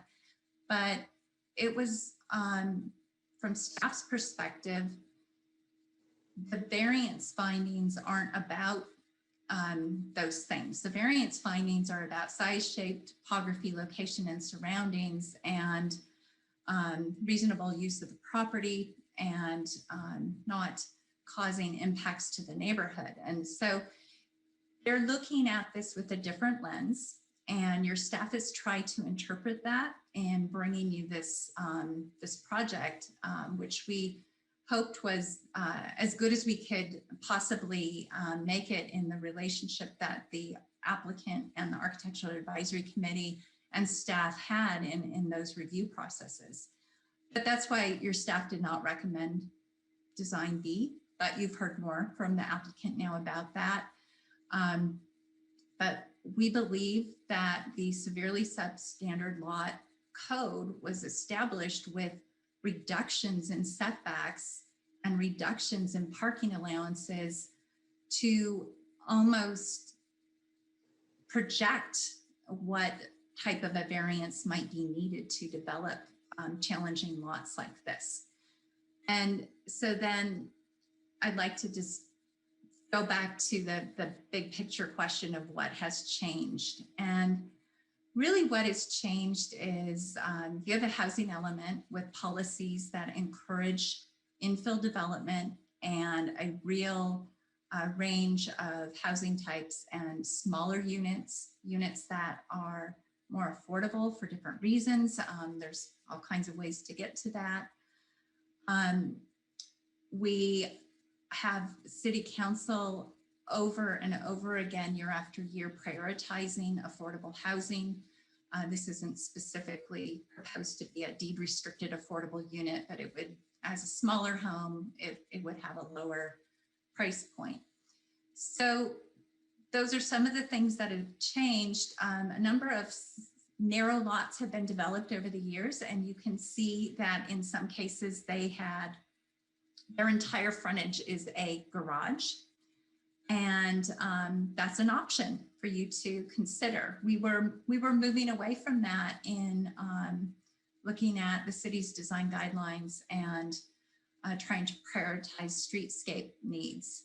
But this is, again, a discretionary consideration of the Planning Commission, and you may have a different decision about one site than another, dependent on neighborhood needs and parking. And I would have answered the parking question probably a little bit differently about Myrtle, because I supervise our code enforcement officer, and I do know that he has had to do a bit of work on Myrtle for parking. So we are aware of this, and that was one of the reasons why we insisted there had to be at least one parking space on that site.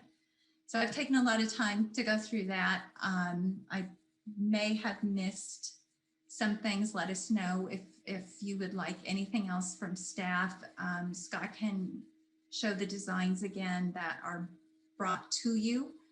But I do note, Mr. Callan said it's not set in stone. So I think it's good to reflect on that and know that this applicant has changed their design significantly and tried to work with the city. So everyone's very interested in the Planning Commission's direction. Thank you. Did you want to hear further discussion from Scott about the design, or did you want to move to other questions, colleagues? Since this has been raised as an issue, I'd like to understand the thinking that's gone on around why could this not be a single story residence versus where we ended up. And I know there's, between the Planning Commission, or sorry, the Architectural Advisory Committee and city staff, there's been a lot of work that's happened over the last 15 months on this project. And so I just want to understand the thinking around single story versus double story, especially given the feedback that we've gotten from the community. Very good. Hold on, Scott. I noticed that Sue Taylor's in the room, and I think we might want to understand the basic design that she was coming forward with. It was always a two-story project for them, and I think she might need to get us started with that. So before she does, I just want to clarify, I understood Rick's question to be, was a one-story property going to be feasible in this position without requiring variances?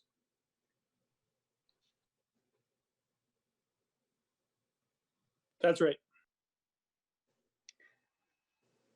So a lot of it is the width, and to get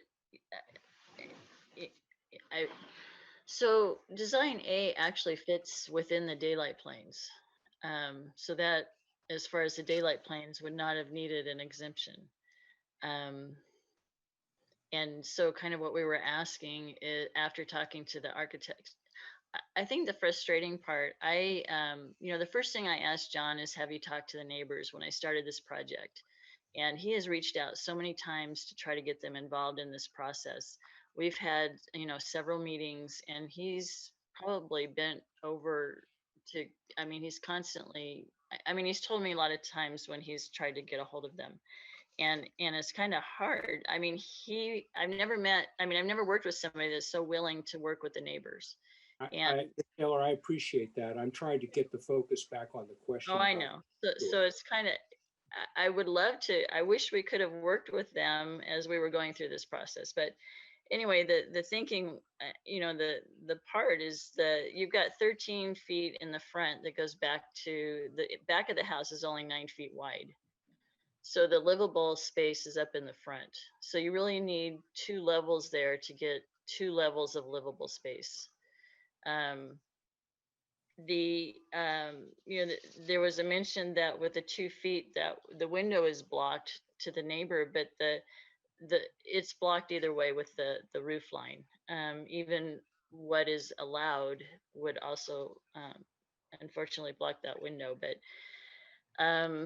so I wrote a lot of notes to try to explain. The deck is about 200 square feet. That's actually completely within the daylight plane. There's no, as far as I know, I don't know if there's a regulation that you can't have that deck, but as far as that's concerned, it's like I said, it's 40 feet off the property line, and they could actually put something 20 feet. And hold on a minute, I did go through these numbers.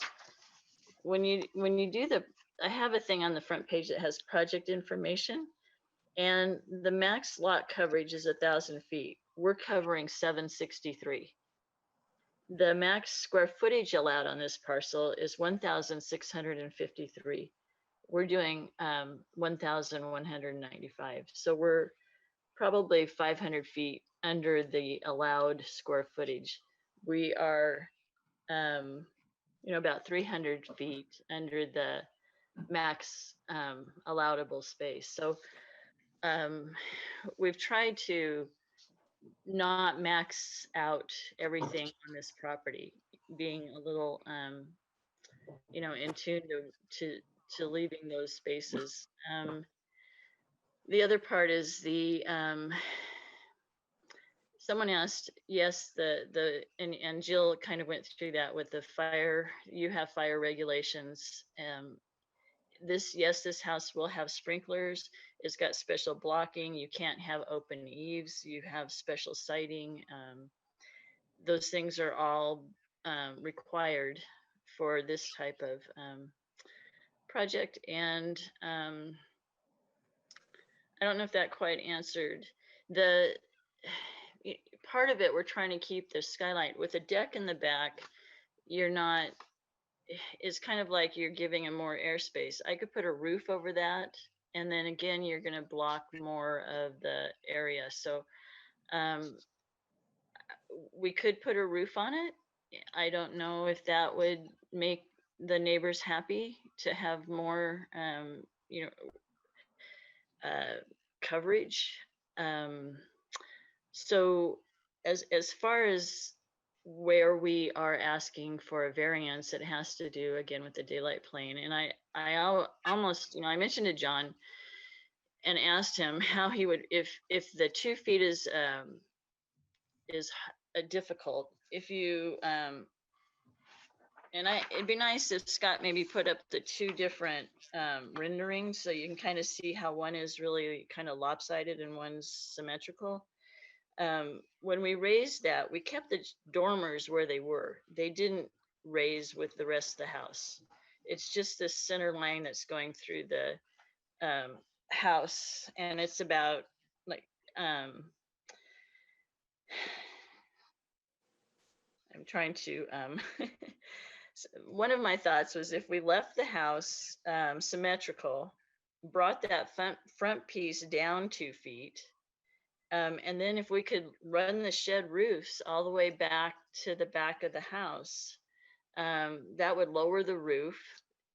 It's really hard with half-man bay daylight planes because they're based on a 12-12 pitch. So that's why you see a 12-12 pitch on the front of the house, is because that's how you stay within the lines for the daylight plane. If I spread it out and make the roof lower, then I'm popping out into the daylight plane.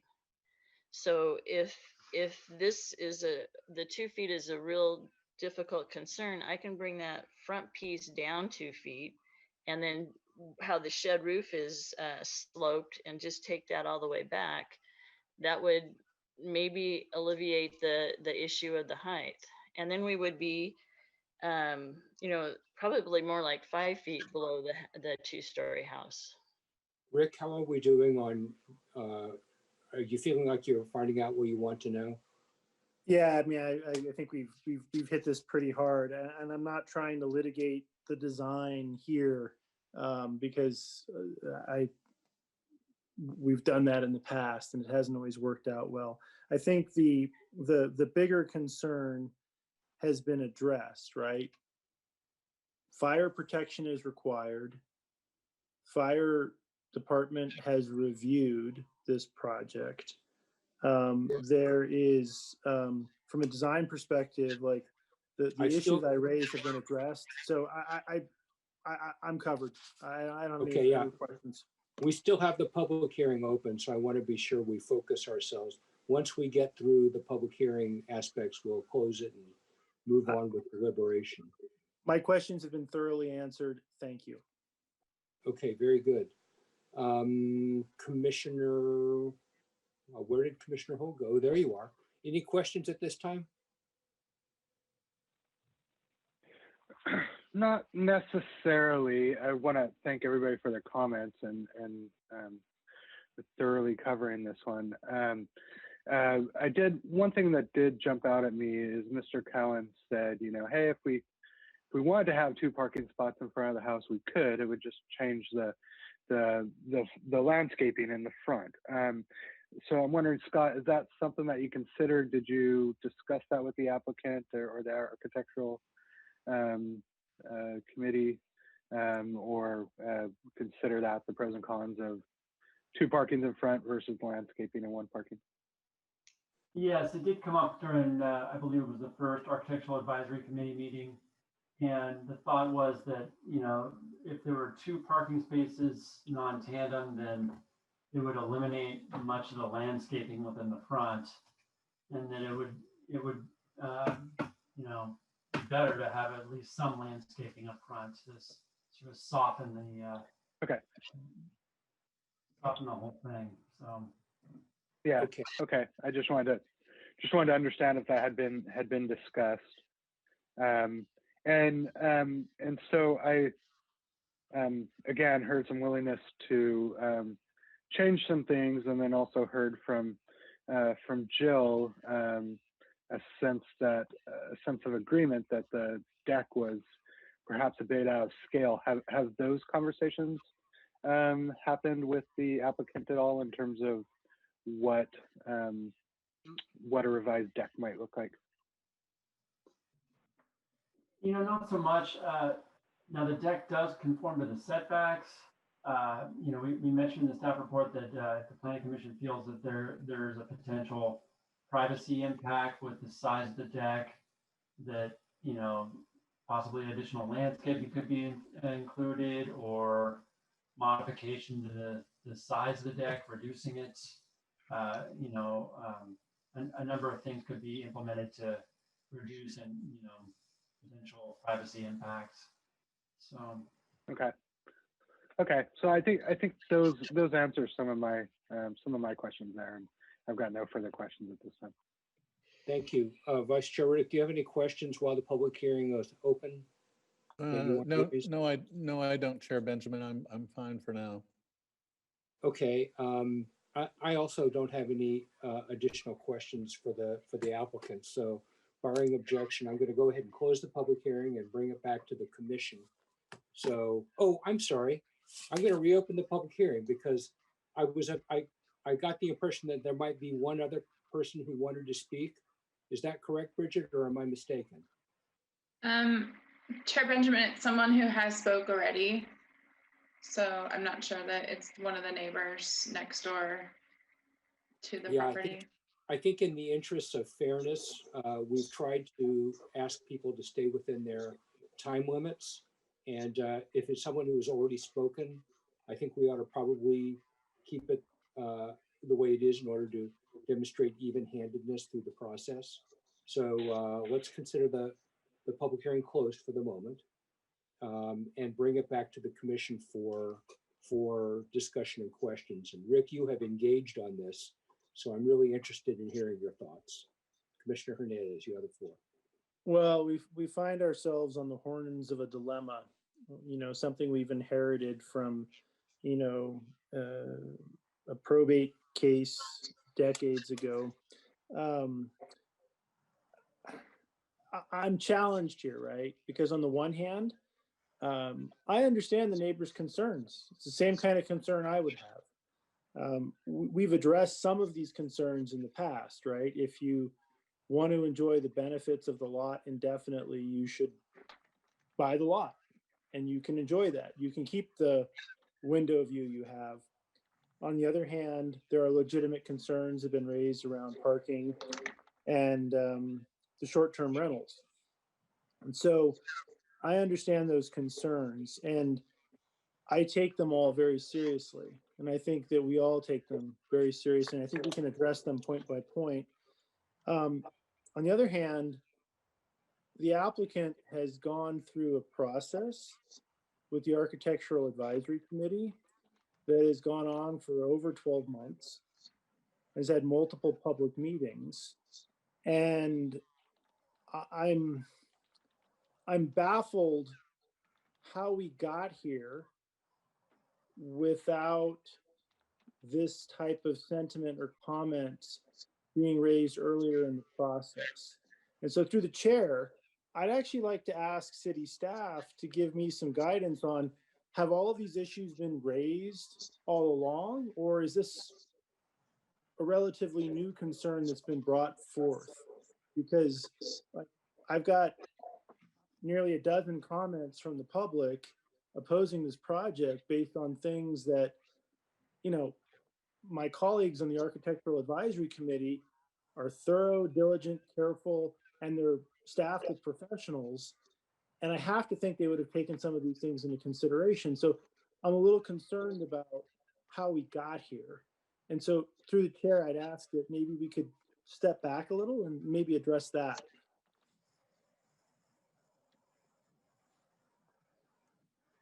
Can't hear you, Jimmy. Sorry about that. I mute so that my background noise doesn't get in the way of the public. I'm happy to hear staff's response. I will just note that this is a timely forum for the public to raise their concerns. If they've never raised them before, they are still absolutely within their grounds to raise them here for the first time. And I agree. I just want to understand, I've heard the applicant say, I've tried to engage my neighbors and there's a serious issue that's been raised. Before we get into comment, I just want to make sure I understand this core point because it actually affects our proceedings, right? Has the public engaged on this? Have we already considered some of these comments? Staff? So during the two AAC meetings, we didn't receive the amount of comments and feedback from the public as we are this evening. And the nature of the comments were consistent with what we've heard tonight?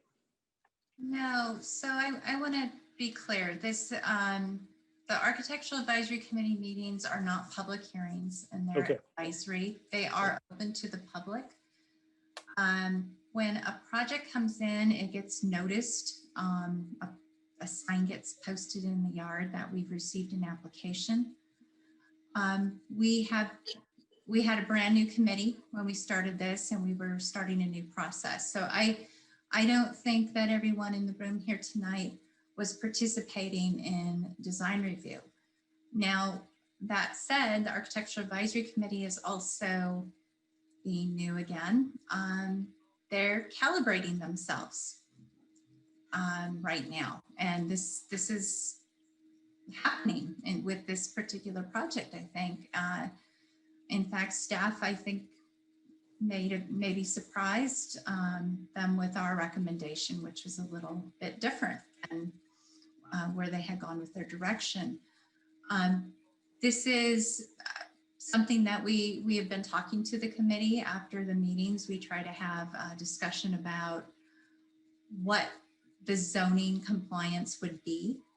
We have memos that are delivered to the committee that go with the plans that describe all the permits that will be needed and if any exceptions are required and whether or not there are specific land use plan policies, residential design guideline requirements, and zoning code requirements that a proposed project does or does not conform to. So they get a very complete understanding about the development envelope that they're looking at.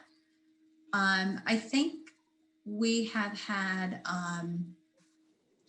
better success in our navigating projects between that committee with the commission when we've actually brought the project to the commission first. But that's been with commercial development. We haven't done that with single family. So we're needing to think that through. I can't recall that we brought this one to you. We have brought a few. Yeah. So again, the variance findings are the purview of the Planning Commission. I really think that's important for us to settle on. And there's no question that the Architectural Advisory Committee was fully aware that the project needed variances. They discussed variances. They discussed that they would like to see exceptional design for the case of variance to be granted. And we are clear that we would hope for exceptional design with all projects, and that's actually not really a variance finding. So it's tricky. We're threading some needles here, and I think I can say really confidently, you're seeing a much better project because of the Architectural Advisory Committee's work and the applicant's willingness to follow that direction and bring the project to you like this. But it's hard because you're not in the room with them. Got it. Okay. So I'll tread lightly where angels fear to tread, and then I will defer to my colleagues and let them lean in. So I had challenges looking at the packet and seeing all of the design documents. And I looked at what Scott presented tonight, and, there's additional detail I would like to see, but I'll defer to others. Maybe they had better luck looking at the plans. That said, I do think this is like, I'm going to separate the concerns the neighbors have around certain things with my observations. This is a good design. There are challenges that the Architectural Advisory Committee has walked the applicant through, and maybe they've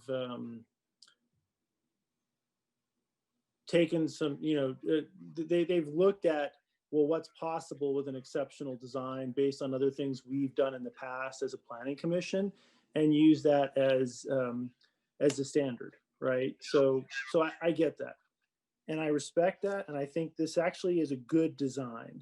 I think the concerns about fire and safety, I think those are moot because there are requirements that address those in the design and the construction of the project. The fire department has given city staff clear guidance on this. I do want to make sure as a follow-up, the question of, hey, there's a fireplace next to the house. Maybe it's a little closer than you thought. Would be great if somebody double clicked on that to make sure that it's not an issue, especially given the construction that may be abutting the fireplace. Just, it's always something worthwhile to take a look at. I think that, I mean, I'm looking at my 11 by 22 foot deck, and I just went through a whole process of trying to figure out how to put stuff on it. And, you know, the 200 square foot deck it's a nice deck. It doesn't seem like an especially large deck to me, but it conforms with, you know, the standards we already have. I think the privacy concern, I would love to see that there's a way to address some of the privacy in communication with the neighbor and planning with the neighbor. That would be great, but you know, that's sort of out of our purview.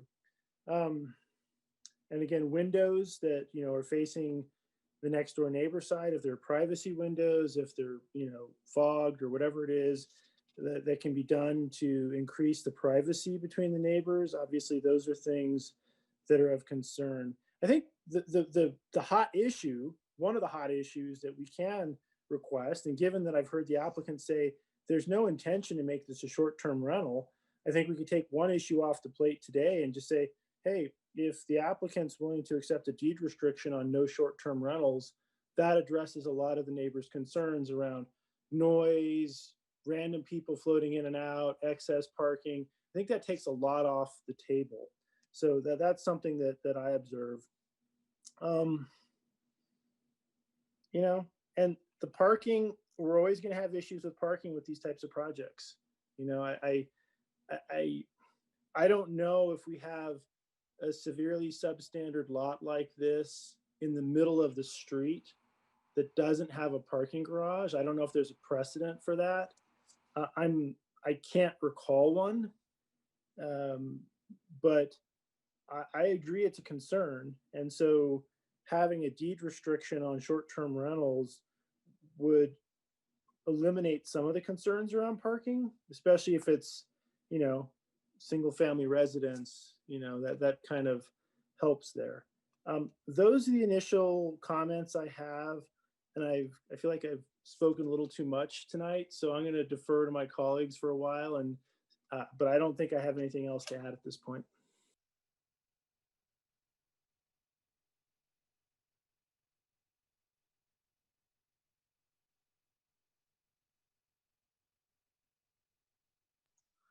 You're muted, Jimmy. Got it. I was just saying that I think you said that about going on too long just to make me feel better. And that was very nice of you. Commissioner Holt? Well, yeah, thank you. And thanks to Commissioner Hernandez. I think he summed everything up pretty well. Obviously, a tricky property, but as discussed earlier, a legal lot. And as I think Commissioner Hernandez put well, if you want to continue to enjoy the benefit of the open space, then it needs to be acquired for those purposes. So I think a lot of good points were raised. I think the design is probably just about as good as you could possibly do on this lot and this shape. And as I mentioned, you know, I live just a block and a half in the 400 block of Myrtle. And I have two kids. I have a 9-year-old and a 7-year-old. And so they bike up and down this street and bike past this lot all the time. And I'll say one of the things that I've really enjoyed during this whole shelter in place period, and as I've been working at home, is that I live in a neighborhood that's safe enough that I can tell them, just go outside and go ride your bike. And I do feel comfortable doing that. I don't feel that there's an unsafe condition on this street. You know, one of the things I love about Arleta Park is every street kind of has its own character.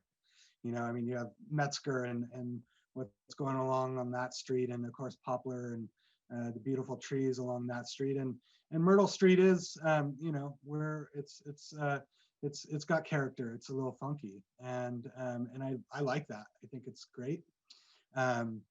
There's a lot of good people on Myrtle, and you know, parking sure gets a little chaotic at times, but you know, for me it works. People park in front of my house all the time. It's a public street, and that's okay. And I think I do get concerned when I hear neighbors coming forth and saying who we should be welcoming into our neighborhood.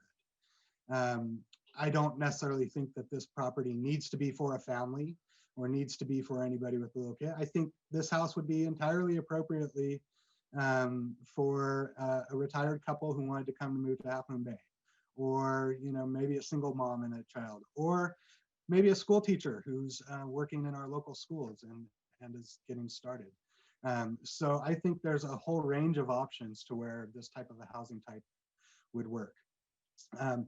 I don't necessarily subscribe to the notion that there has to be 2 cars at this facility or at this house. I think, you know, as we've seen in other places, you know, lots of houses just have 1 car.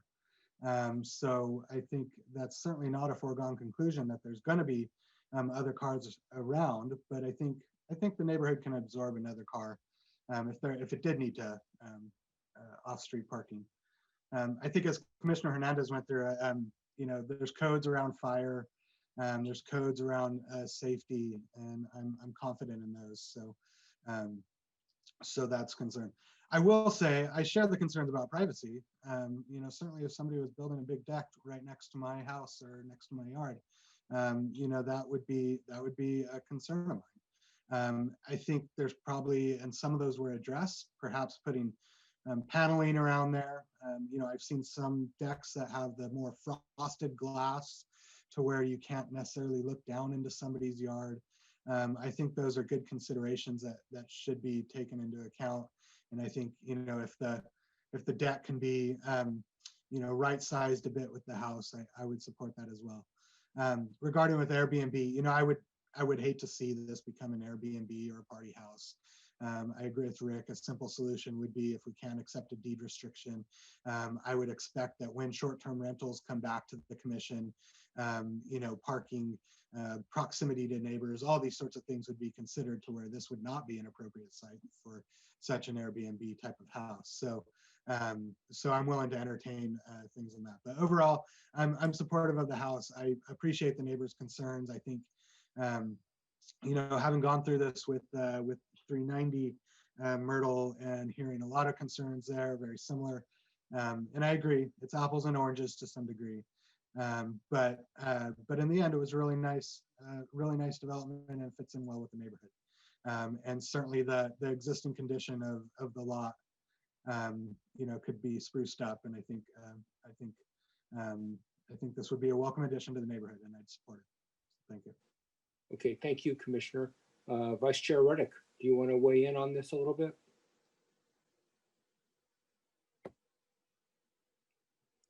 Thank you, Chair. Yes, for sure. Well, I think early in this meeting, Scott and Jill both were, and Winter as well, were very articulate about some of the conditions that we find ourselves in our present reality. You know, there is a housing crisis on the coast side, in the Bay Area and the state of California.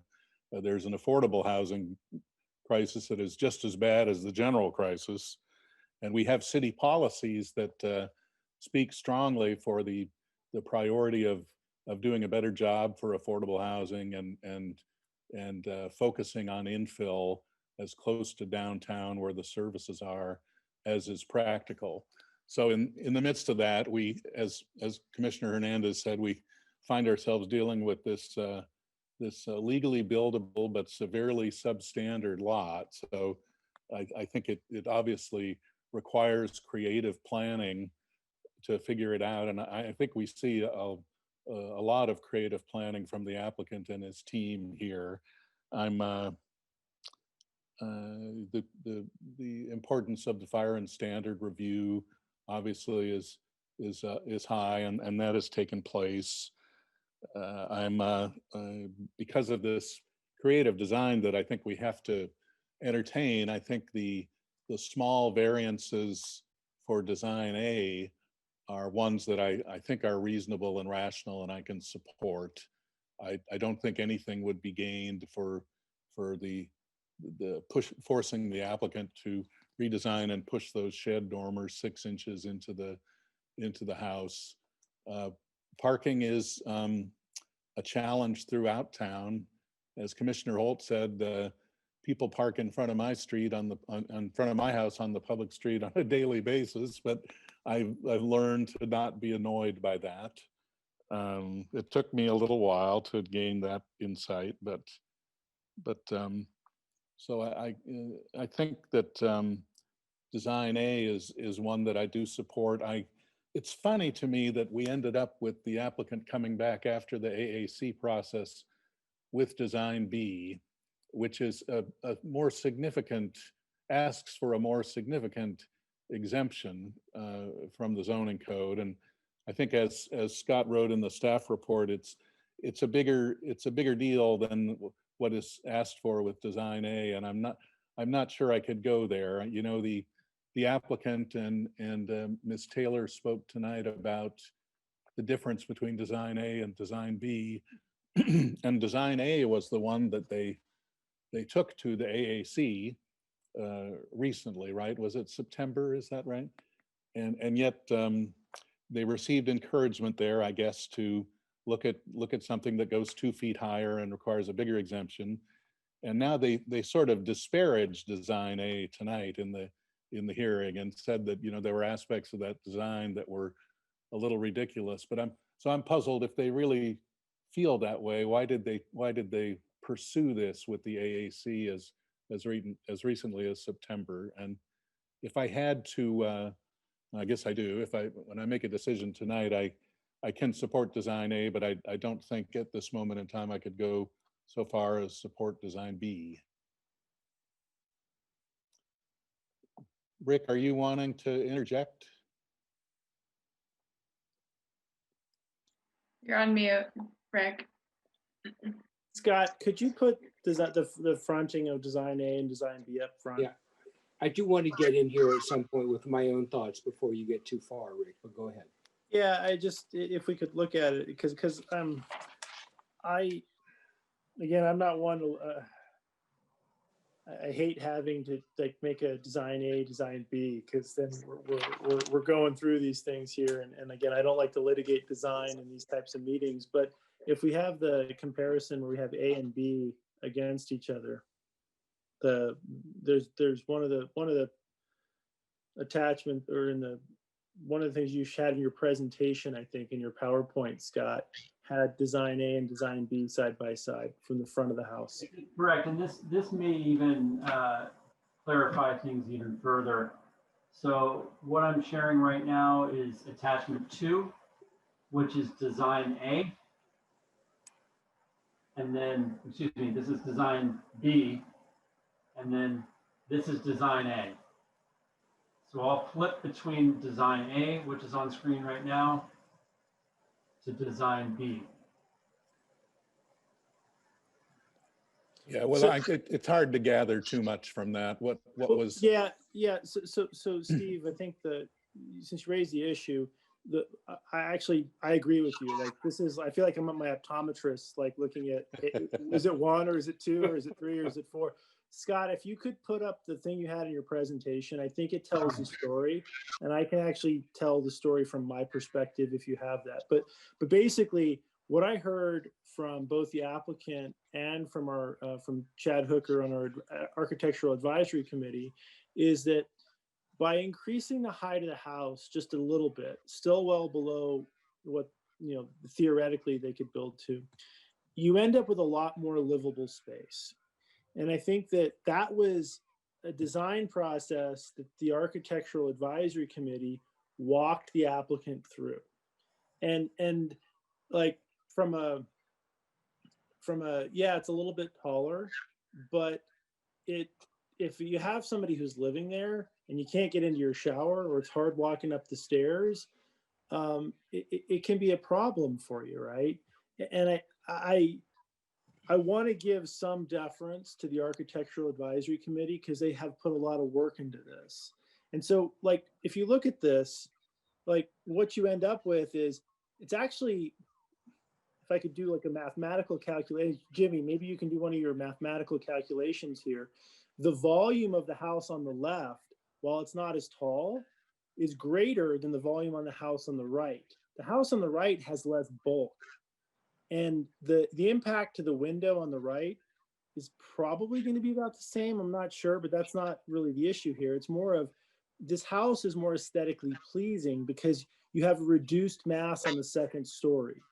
And that's what I think the Architectural Advisory Committee was going for.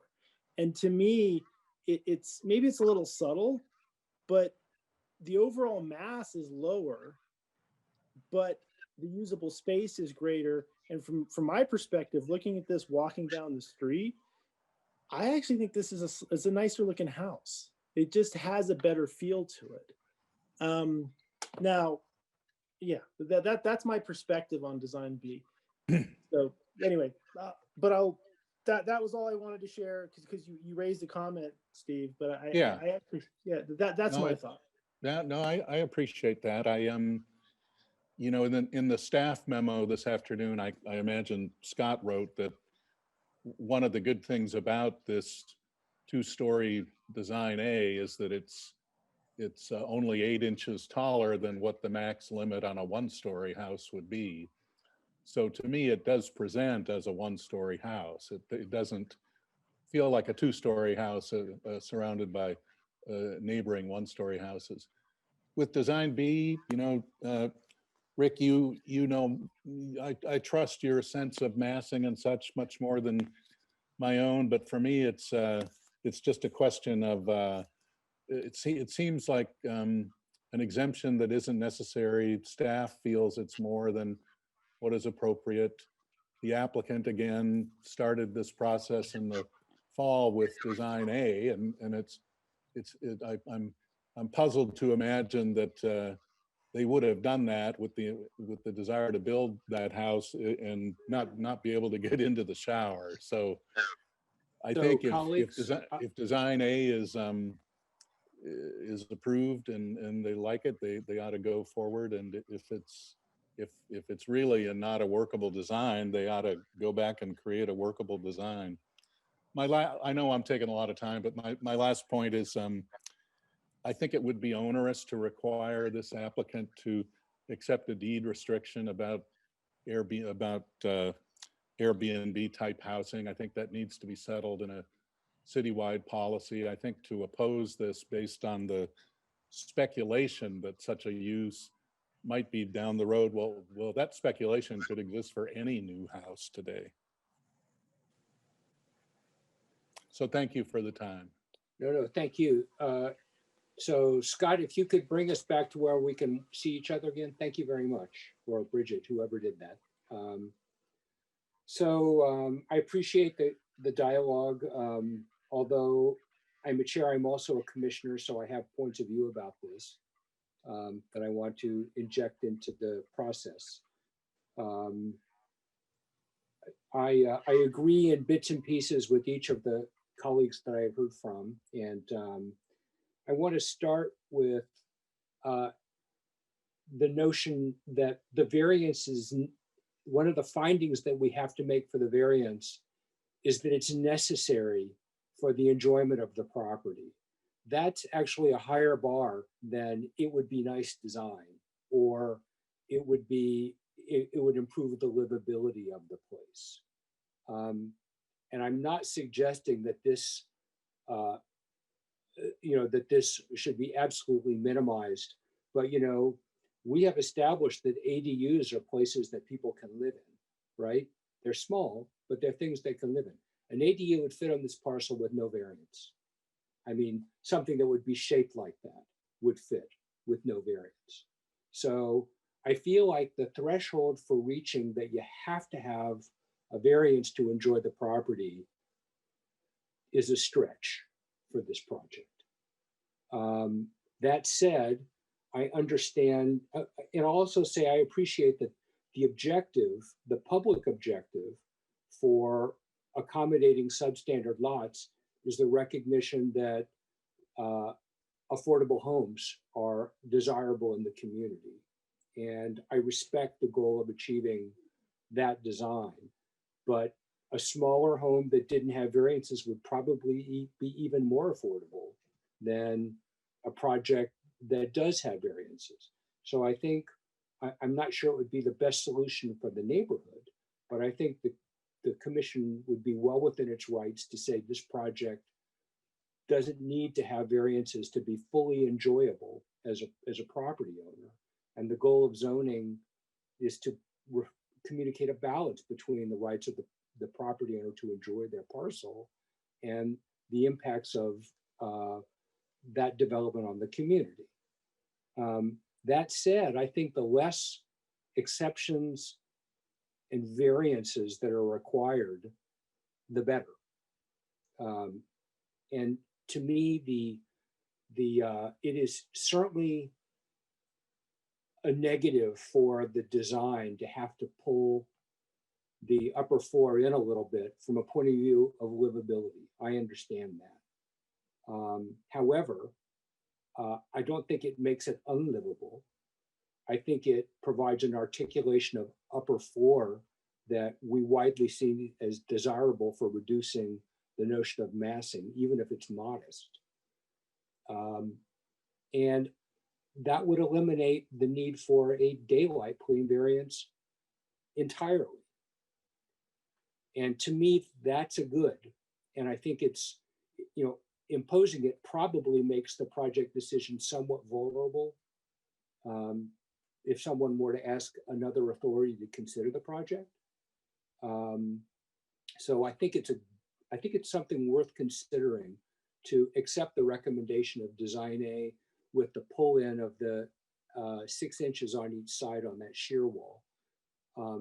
Then the variance that's requested for the total sum of the 2 side setbacks being only 6 feet instead of 8 feet feels like more of a compromise to achieve a design goal that really gives a big lift to the livability of the project and perhaps allows the design to function well, as Commissioner Hernandez pointed out, as you're walking down the street and you're looking at, instead of saying, oh, that's a box, or, oh, that's a tiny house, you're saying, oh, that's a house. So I think there's space for that. Speaking of space, I appreciate Commissioner Holt's comments about A, that the area is impacted with respect to parking, B, that there might be a possibility in design to have 2 spots if we trade off a bit of the front landscaping, and B, that part of the quality of the neighborhood is that it's crushed with parking. I think that's less amusing for some of the neighbors that testified tonight than it might be. But I also believe that I recall Myrtle Street as being one of the primary streets that when Commissioner Falcone was part of this board back in the 90s, we heard that area was suffering a lot of cars. And the reasonably foreseeable impact of the developments in the approved project that Jill mentioned and the ADU, over which we have absolutely no authority to regulate parking, and the developments going to take place on these other parcels, suggest to me that we ought to at least entertain the idea of having the 2 parking spaces in front, with additional landscaping perhaps in the back that could help us solve the privacy issue and make the yard a more enjoyable private space, since the space in the front next to the cars is probably less enjoyable in many respects, which is not to diminish the charm of the neighborhood. I agree with Commissioner Holt. It is truly a charming area. I enjoyed walking around and visiting and speaking with Nick as his daughter was riding his bicycle and people were walking their dogs. It was great. With respect to the Airbnb, I understand that it's a concern. I think reducing the size of the deck would probably reduce the feel of the party house.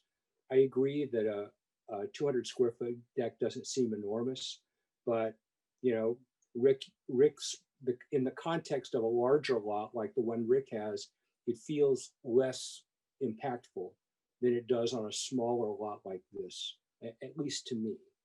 So I feel like that's a reasonable way of addressing maybe the party house feel.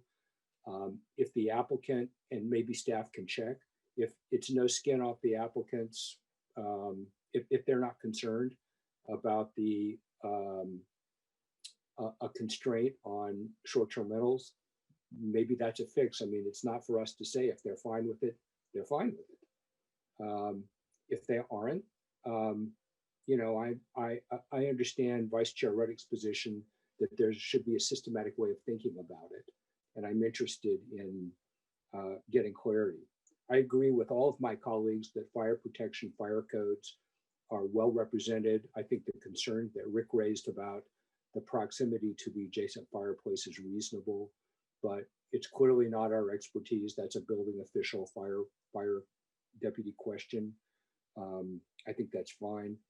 I heard the comments from our AAC member about his understanding that livability trumps zoning, and I respectfully disagree.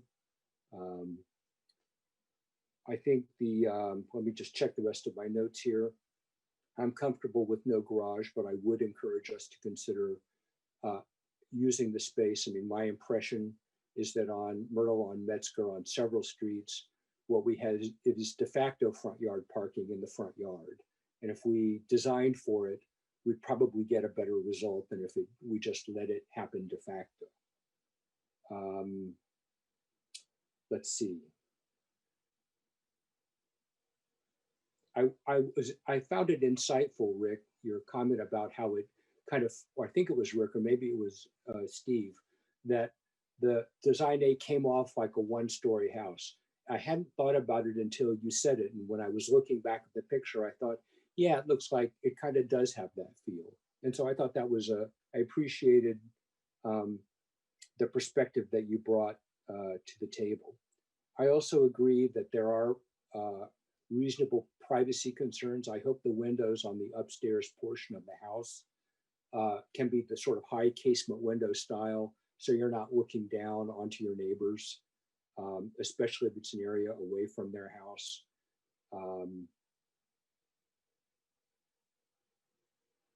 I think that covers my comments. This is clearly a project, you know, at a design level. This is clearly a project that, you know, it has the hallmarks of the neighbors and the property owner. It would be really nice if they could talk about it and come to agreement, because we got the property project presented by staff, and we have umpteen neighbors saying, no, no, don't like it, don't like it, don't like it. And, you know, I don't know if it would be fruitful to consider continuing the item to give them an opportunity to have a dialogue, and, you know, or whether these positions are dug in and it's the way it is. But I'm certainly interested in hearing your reactions, and I appreciate the time you've given me to express my thoughts. So let me stop talking too long, Rick, and give you guys another shot. Who wants to go? Rick's got his hand raised. Yes, sir. Rick, I like your golden hand there. I have to agree with you. I think a continuance is merited here. I think I think there's I've heard the, you know, there's a design A, there's a design B. I don't want to have us pick A or B. I would like the applicant to come back to us with a project that they seek approval on. I think we've raised a lot of issues here. Privacy, short-term rentals has come up. I'm not sure there's consensus on parking. My view is the parking is fine if there's some kind of restriction on short-term rentals. I agree there's issues around there, but I would like the applicant to go think through some of these things. And I would like the neighbor, like, I'm supportive of a project here. I could support project A, but I've heard AAC say B is really a better design, and we don't want to make crummy houses. There's so few houses we're building here. Let's not make a poor decision. I've also heard the applicant say they're willing to reimagine some things. I will say that if you can address privacy, I think a 200 square foot deck really dramatically increases the livable space here. But I do agree that there are privacy concerns that are, you know, things we can take into consideration. I think a continuance is merited.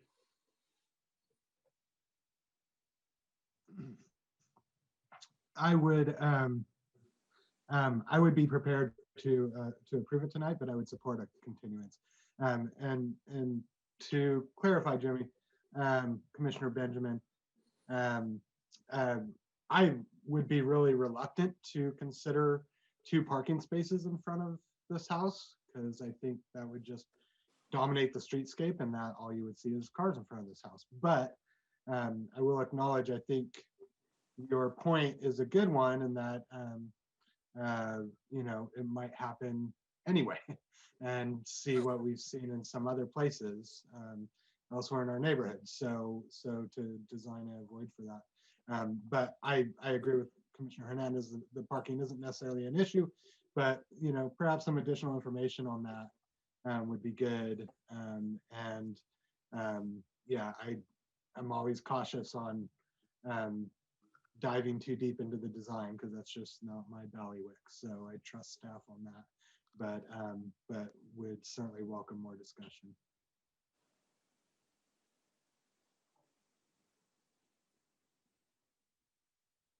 Vice Chair Ruddick. Commissioner. Yes, I apologize. I forgot to mention when I was holding forth a few minutes ago, my feelings about the deck are that it is a terrific experience to have that in, well, anywhere. I was going to say in that neighborhood, but anywhere. And as long as it conforms to zoning code, I'm fine with it. The one thing I feel strongly about is with the reduced side setbacks, it does feel, the common sense would tell you, you know, a deck like that looking down into the backyards of your neighbors. I don't love that. I would strongly, I don't suppose we can condition it, but I would very strongly urge the applicant to figure out a way to provide privacy from the side views off of that deck. It sounds like it is distant enough from the neighbor directly to the north that isn't an issue. Anyway, I would prefer to approve this tonight. I'm prepared to vote for design A with the parking exemption and the variance needed for the small incursion of the shed dormers. But if the rest of my colleagues don't agree, or if the applicant wants to go off and do something else, I certainly would support that too. Well, I think we have two of us are supporting a continuation. I'd like to hear maybe from the applicant and get their view on it. Commissioner Benjamin, through the chair. Yeah, no, I'm open to many alternatives. I just, you know, and I noted that I believe that the applicant wanted to speak, but we closed the public hearing. We were well into deliberation, so I didn't want to interrupt the flow. But at this point, since the applicant's due process rights are important, perhaps it's a good time to hear a reaction from the applicant. If the chair feels that's okay, and our staff and city attorney think that's kosher. Commissioner Hall. Commissioner Holt, yeah, yes. just through the chair. I'm just really quickly. I meant to and want to just second your point about you know, if there is an opportunity for the neighbors and the applicant to have a conversation that could potentially address some of these concerns, I think that would be in everybody's benefit. So it's clear that eventually a project will be approved here. And so I guess there's a question of, you know, what, you know, could some of the concerns be addressed through just some reasonable conversation? Thank you. I appreciate that, Brian. And I think everybody had a real, I mean, this is one of those great conversations where people have well-founded basis for reaching slightly different ways of thinking about the project. And I think everybody has been really smart in their thinking about this and brought great insights. So pats on the back to all three of you. Staff, would you like to weigh in further, and would it be appropriate for us to hear from the applicant's representative? I think it would be very helpful to check in with the applicant at this point, in that we're in a Zoom room and we can't read anybody's body language or understand what's going on. So it's so difficult. I think that would be wise, and let's go ahead and let that happen, and then we can talk about logistics if we need to. The record will show that Winter's body language was a thumbs up, that's good. And with that, I see Sue Taylor has returned to the room, and I'd like to recognize her and give her a chance to react to the conversation that the commission has had in its deliberation. So Sue, you have the floor, and thank you for being so patient. Well, thank you. I appreciated the conversation. I think I talked to John, and I think we'd like to continue basically to kind of address some of the things that were brought up. I do want to tell you, on the upper floor, we have 2 small windows in the bedroom, and that's it. There's no other upper on the side with the 2nd story house. So we took consideration of that. We've also, we screened the deck on that side with siding. And we, you know, we'll think about some other considerations on that. And then, you know, I thought about the parking. I'm a little nervous about having 2 spaces there where there's no landscaping. And I don't know, possibly if we did the one parking as we have it with the landscaping, that could a car not park on the street in front of that landscaping? So in a way, you still have the opportunity for 2 cars to park in that area without wiping out all the landscaping. And then the reason I was, you know, you brought up why we brought A and then reverted to B. Basically, A was just to show if we followed all of the, if we actually followed the lines of the daylight plane, that's what the house would look like. Not that it's attractive, but just that's how they fall. And like Rick said, you do end up with a lot of bulk with those shed dormers. They're not moving from one point to the other. So I was wondering if the commission would be open to, you know, we actually do a C where we make it symmetrical like it is on B, but we'll bring down that front a couple feet. And then what I was talking about and running the shed back so that the roof's lower. So basically, you know, we're asking for a daylight plane, and I wish I could show you the what a normal daylight plane looks like around this house. It's pretty massive, where the house is pretty small within that with this. So that's what I was wondering if you would consider that I bring, because we don't want to, you know, I tried to explain, but that's not right to have to do that here. And back to the architectural review committee, we did bring it exactly following every rule within the daylight plane, but then working with the architectural review. Oh, there you go. Thank you. Working with the architectural review, the second design is what we worked out. So it wasn't, and as the, I think it's Stan that called in, actually clarified that was something that their committee worked with on us to come up with.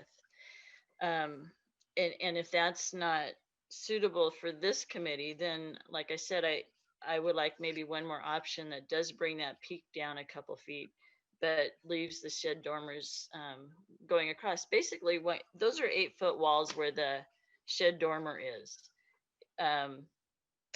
With A, that's about 4-foot walls going back. And those shed dormers we get 15 feet that we're allowed with shed dormers. That's part of what we can do, and that's what that has is 15 feet total. And I would hope in those shed, because we have so limited space for windows, and we've just got the 2 in that master bedroom. If you break those walls up and bring them in on the west side, you're cutting your window in half that's in that bedroom. It kind of spans between where you would break to bring it in.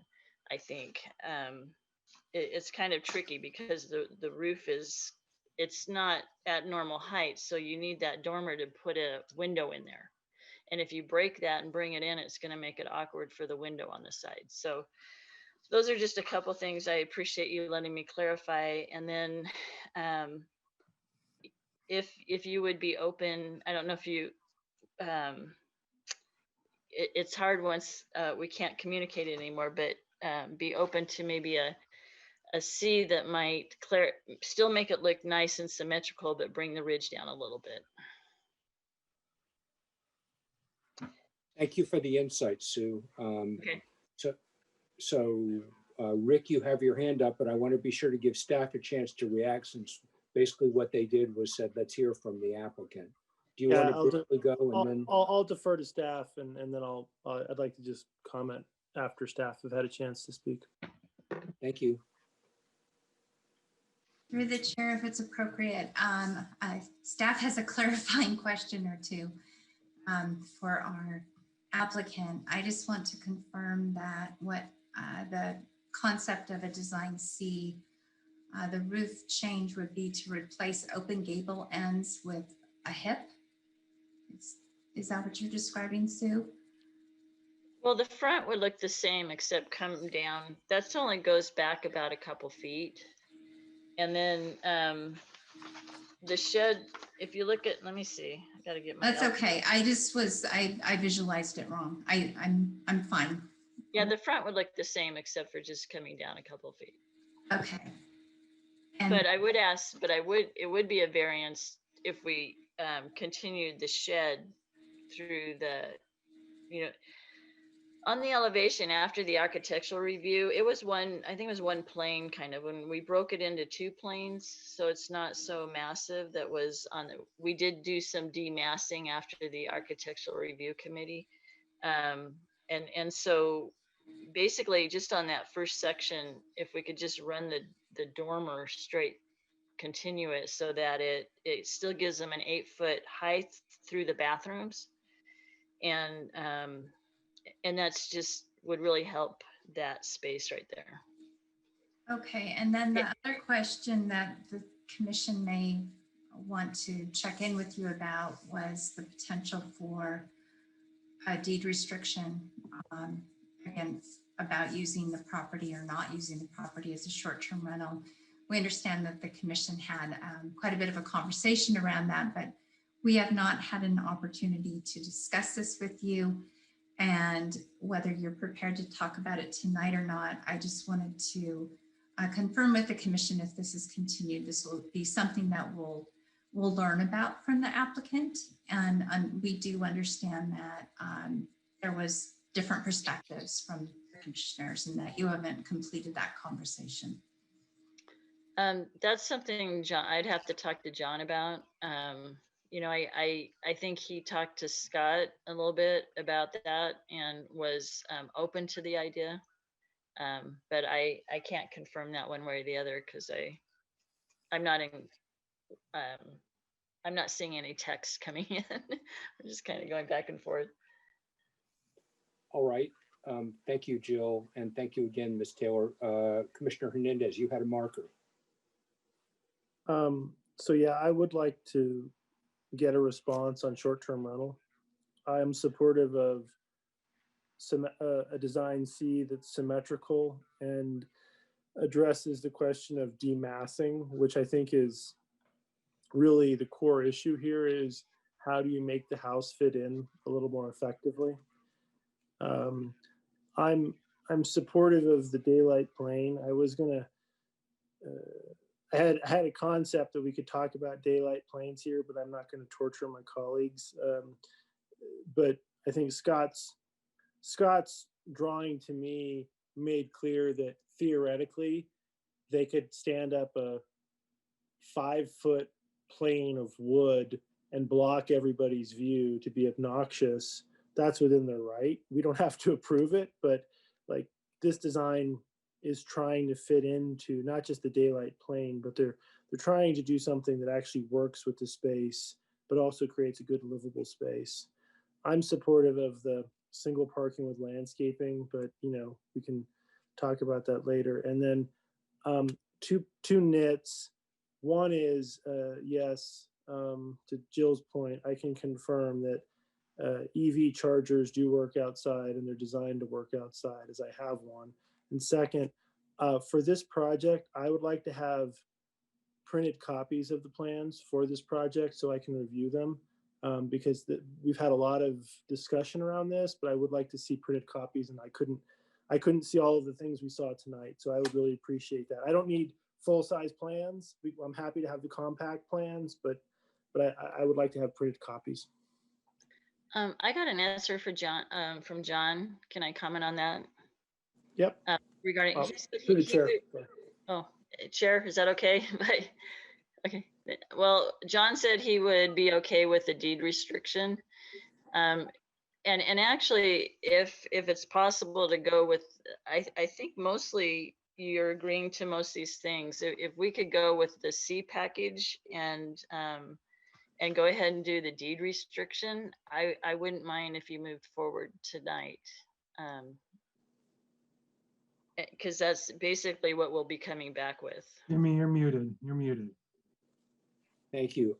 Thank you. I apologize, colleagues. I don't feel like I have a clear enough visualization of C. Maybe it's my limits, but I don't feel like I could move forward tonight with that design.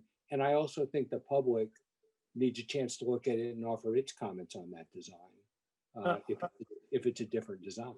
I agree with you. And I do think that, to Brian's point, if we can get the public, Commissioner Holt's point, if we can get the public who've commented on this to maybe through city staff, sit down and have a session where they can address some of these issues and have a chance to take this in. I think that would be helpful for all parties, because I think the short-term rental takes one of the 3 hot button issues right off the table. So I appreciate Mr. Callan's flexibility on that. So I think that that's helpful. But I do think that Commissioner Holt made a point that we should provide an opportunity for folks to digest this. And I support a continuation with item C with the feedback we've provided, so we can get item C with the feedback we've provided. Thank you. And just to clarify, you were suggesting that staff might be available to describe the design, not mediate the conversation between the neighbors and Mr. Callan, right?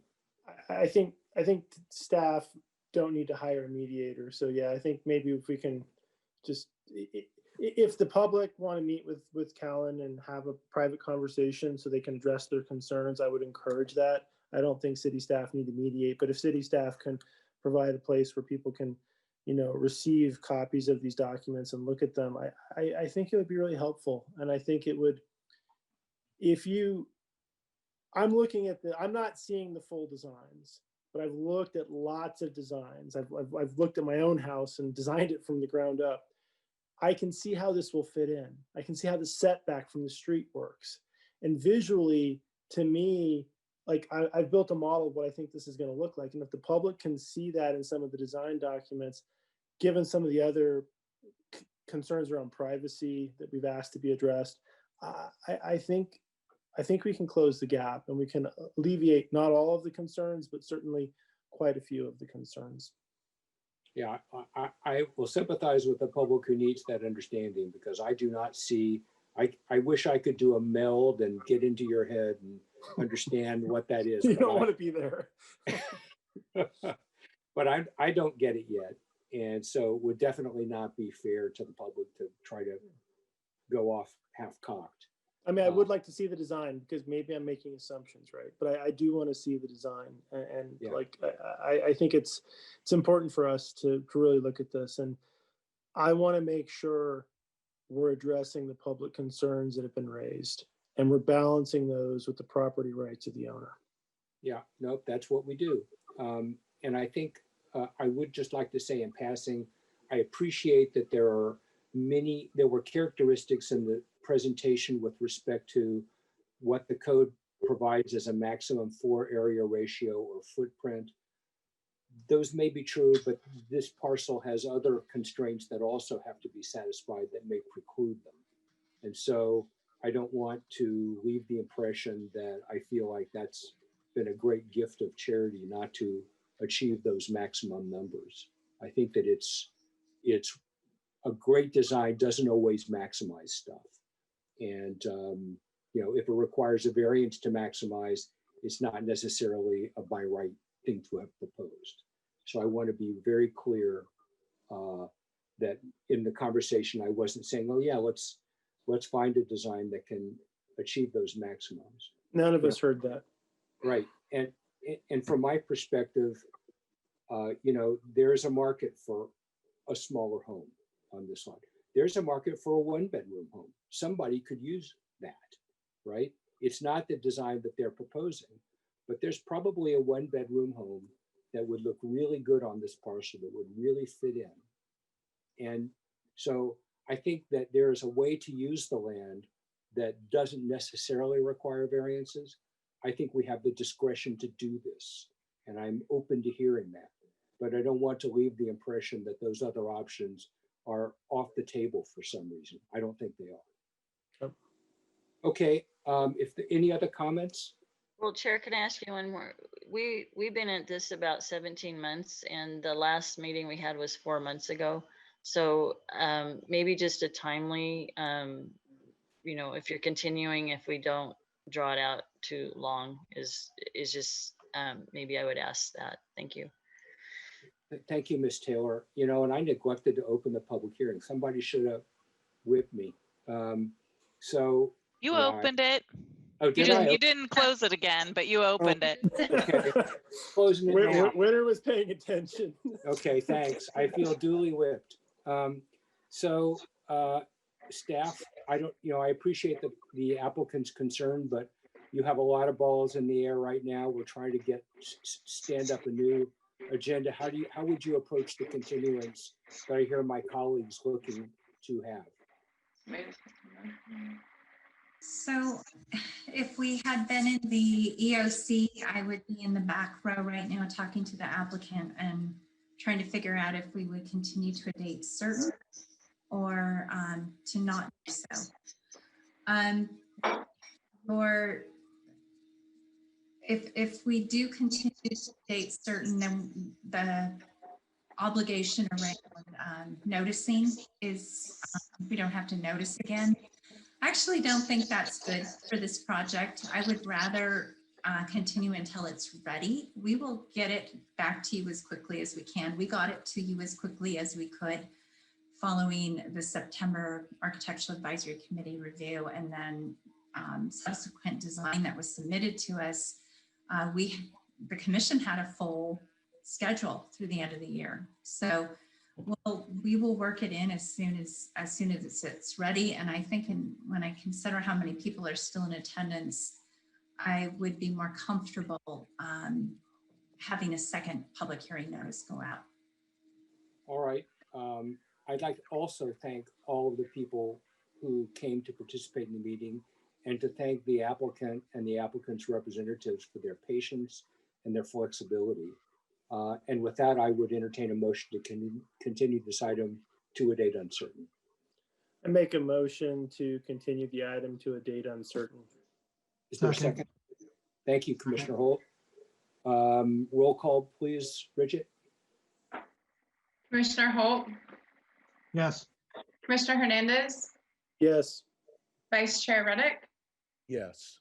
and Chair Benjamin. Yes, thank you. Through the chair. Oh, I bet I know what you're going to suggest. Go ahead. Can I make a recommendation that we recess for 6 minutes. How clairvoyant of me to think you might ask that. Right, let's go and recess for 6 minutes. Thank you very much.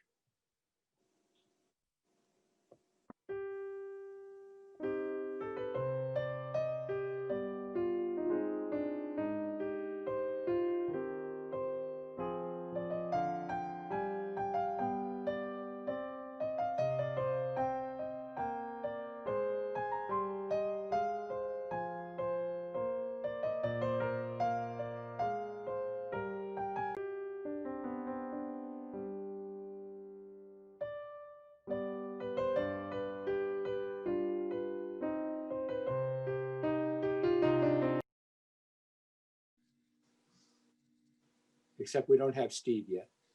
And Brian, I thought I saw Brian a second ago. You're close. Sarah is. Yep, Sarah joining us as well. Okay. She's in here. Okay. I've got to learn to cite that incantation to make people appear. That's a really good thing to know how to do. Exactly. So, colleagues, let the record show that we have been joined by Commissioner Polgar. Welcome, Sarah. And we are back in order 15 minutes before our cutoff. So I would entertain a motion to continue the meeting to say 11:15. I make a motion to continue the meeting to 11:30. Hopefully we don't. 11:30. Is there a second? I'll second. Oh, I hope we don't need till 11:30, frankly. We can cut off earlier if we need to. Better to have it not need it than need it not have it. We'll just cut off the public works director and move straight to our sustainability analyst. You're welcome to do that. I think we need to vote on the continuance before we run out of time. Yes. So can we just do a show of hands? Is that a legitimate vote? Show of hands for support. 1, 2, 3, 4, 5. That's unanimous. Okay, Yes. thank you.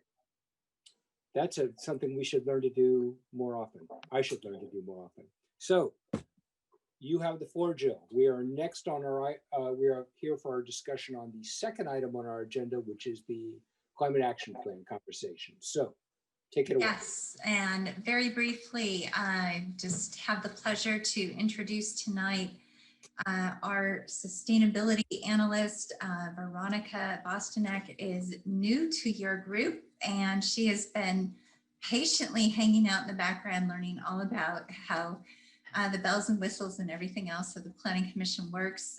She is prepared to give you a presentation on the climate action and adaptation plan. She's been with the city for a year. If you think about that a little bit and what that's been like, I think that's significant. She's gotten so much work done under these circumstances. Prior to her time here with Half Moon Bay, she was a project manager developing a sea level rise demonstration project in Burlingame.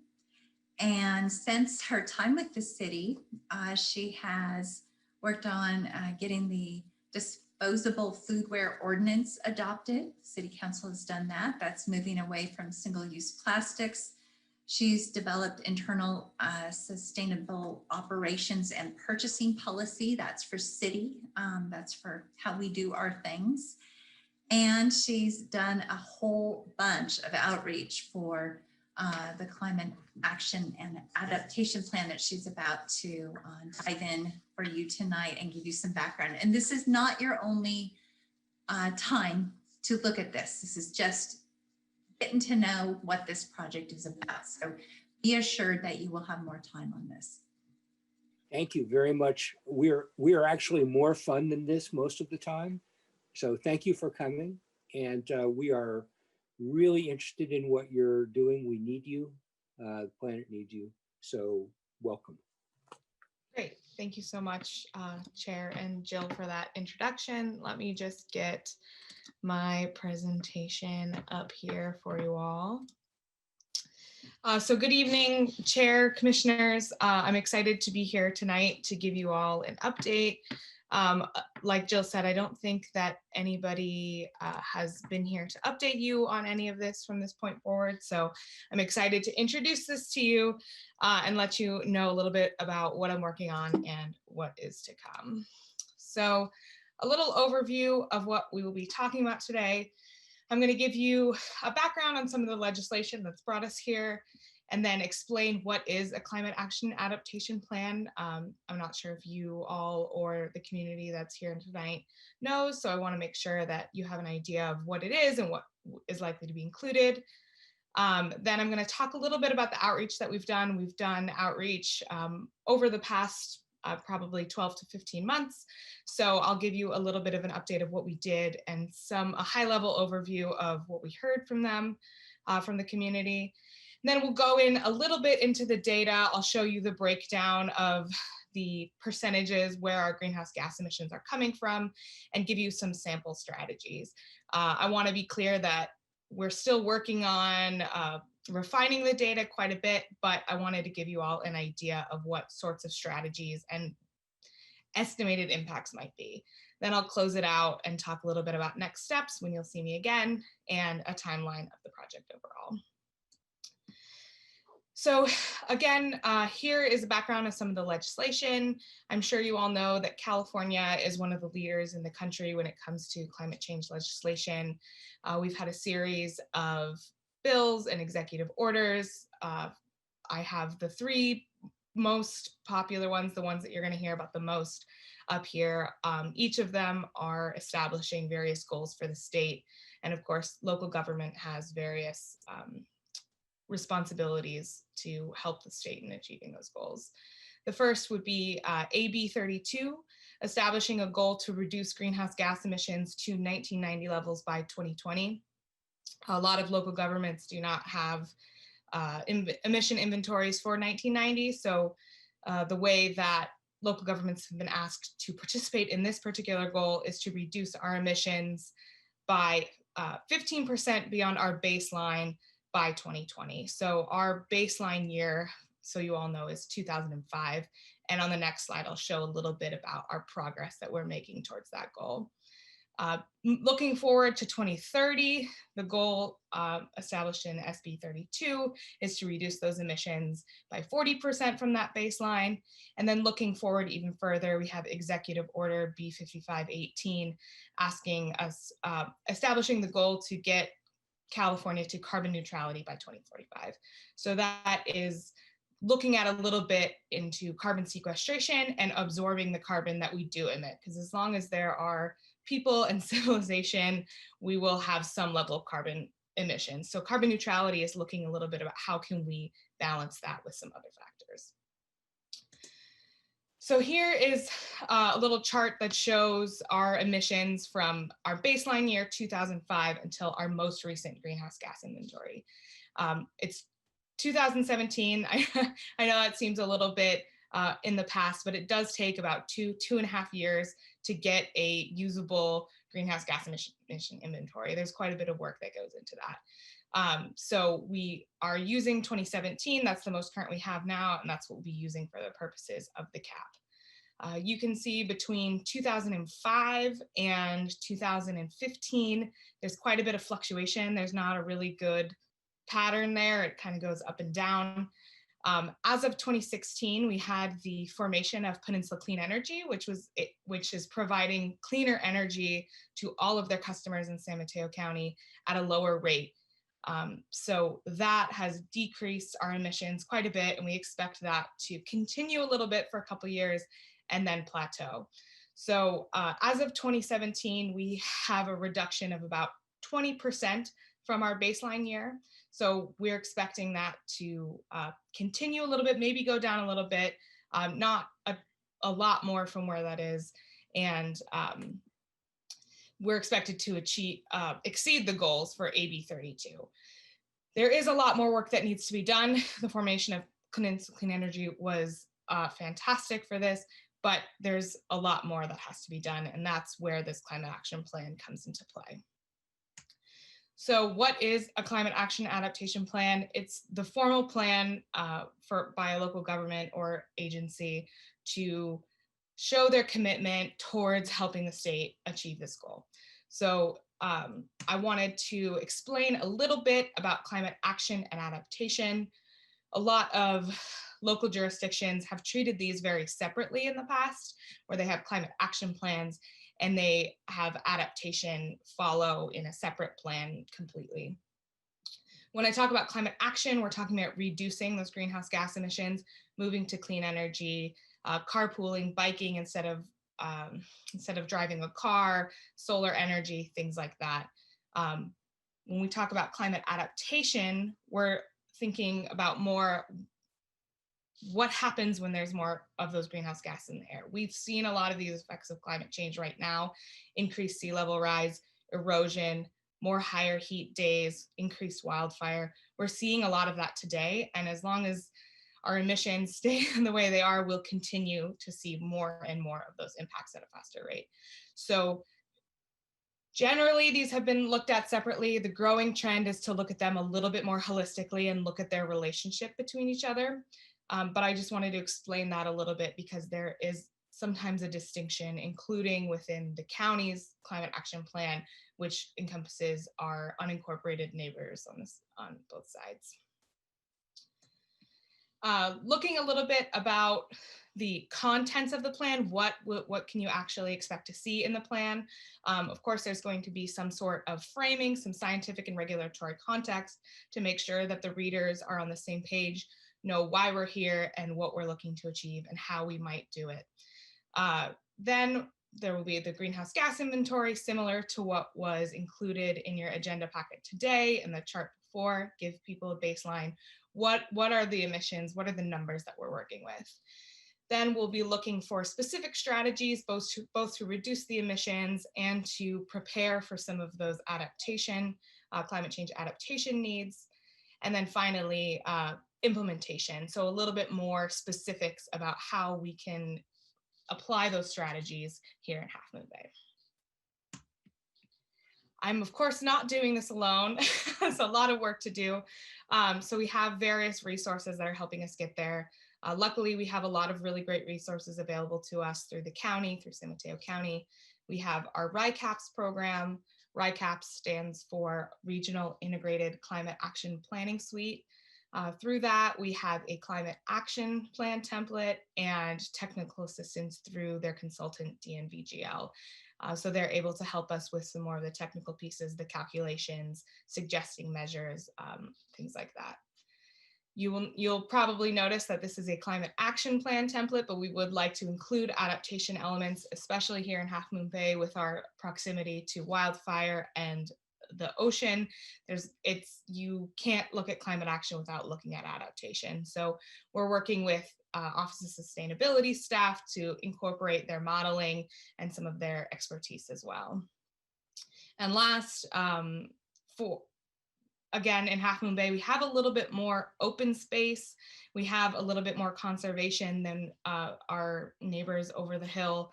So I've been working a little bit with the San Mateo Resource Conservation District and Carbon Cycle to get some idea on what our carbon sequestration potential is. And the purpose of this is really towards getting to that 2045 goal of carbon neutrality. I don't have I don't have very many numbers regarding this at all, so I won't be going into any more details about this carbon sequestration element, but I did want to let you know that it will be included because it's something that is fairly new and exciting. And of course, with any sort of planning document, you want to do various levels of outreach with the community. It's really important, especially with climate change. Climate change is going to affect every single person in the area, and those who are low income or in traditionally underrepresented communities are going to be disproportionately affected. So it's important that we go out to the community, we're working hand in hand, and ultimately behavior change and their actions will result in a successful plan. So government can't do this alone. We really need the community to come with us. So we've really emphasized outreach from the beginning and throughout the entire process. Staff had started an outreach pilot in October of 2019 through January 2020. So much of this was done before I was on board, but luckily I was able to help a little bit with the wrap up. But staff worked with our community-based partners. We had ALAS, Senior Co-Siders, and Youth Leadership Institute, and we worked together to have 15 events, all of them in person. I know that sounds like it was eons ago that we could have in-person events, but we had these 15 events and reached over 650 participants. And much of this outreach was awareness-based, education-based in general. We didn't have too much specific data at that point. But reaching 650 people is really impressive, and we have our CBO partners to thank for that. Here's some pictures of some of the events. Because we were working with some of these CBOs, we were able to do some more creative and different outreach than you normally would see, where it's a presentation and you have breakout groups. On the left, we had ALAS. They did a mural project. It was hanging in the Ted Adcock Center for a while, and the last I saw it was in the library, but that was March. So I would imagine it's probably still there. We had the Latino population look at the past, the present, and the future, and the climate change that they've observed and may expect to see or hope to see in the future. On the right, we have a Senior Co-Siders event, which was a virtual reality event where they were able to experience a little bit about what climate adaptation, what climate change might look like in the future. So I just thought these were two really unique events in this particular, and I wanted to highlight that here. I won't go into too much detail on the summary. Each of the groups presented to City Council in January of last year. And one thing that was really interesting that we found was, although these groups had very different experiences and very different concerns, a lot of them ended up boiling down to three main themes. One of them being sustainability, communication, and education. A lot of this information can be overwhelming, it can be abstract, and the city is a trusted source, and people wanted to utilize the city as a way to understand a little bit more and get some quality information. Next, traffic, and of course we had the normal things with traffic here in Half Moon Bay, but there was also a little bit more of an emphasis on the difficulty getting around the coast without a car. So less access to public transportation, biking trails, and walking trails than people would like. And last, people were concerned about emergency preparedness. They wanted to make sure they knew that there were plans, they wanted to know what they were, and they wanted to make sure that they were included and not left behind. Fast forward to October of 2020, we did some more outreach again. We partnered with the county because they were doing some outreach to the unincorporated areas on the coast side, and we felt as though it would be in our best interest to work together. So October 2020 being very different than October 2019, we did 6 virtual events and distributed a survey, both online and in person. Senior Co-Siders helped us out a lot in getting them to Meals on Wheels participants.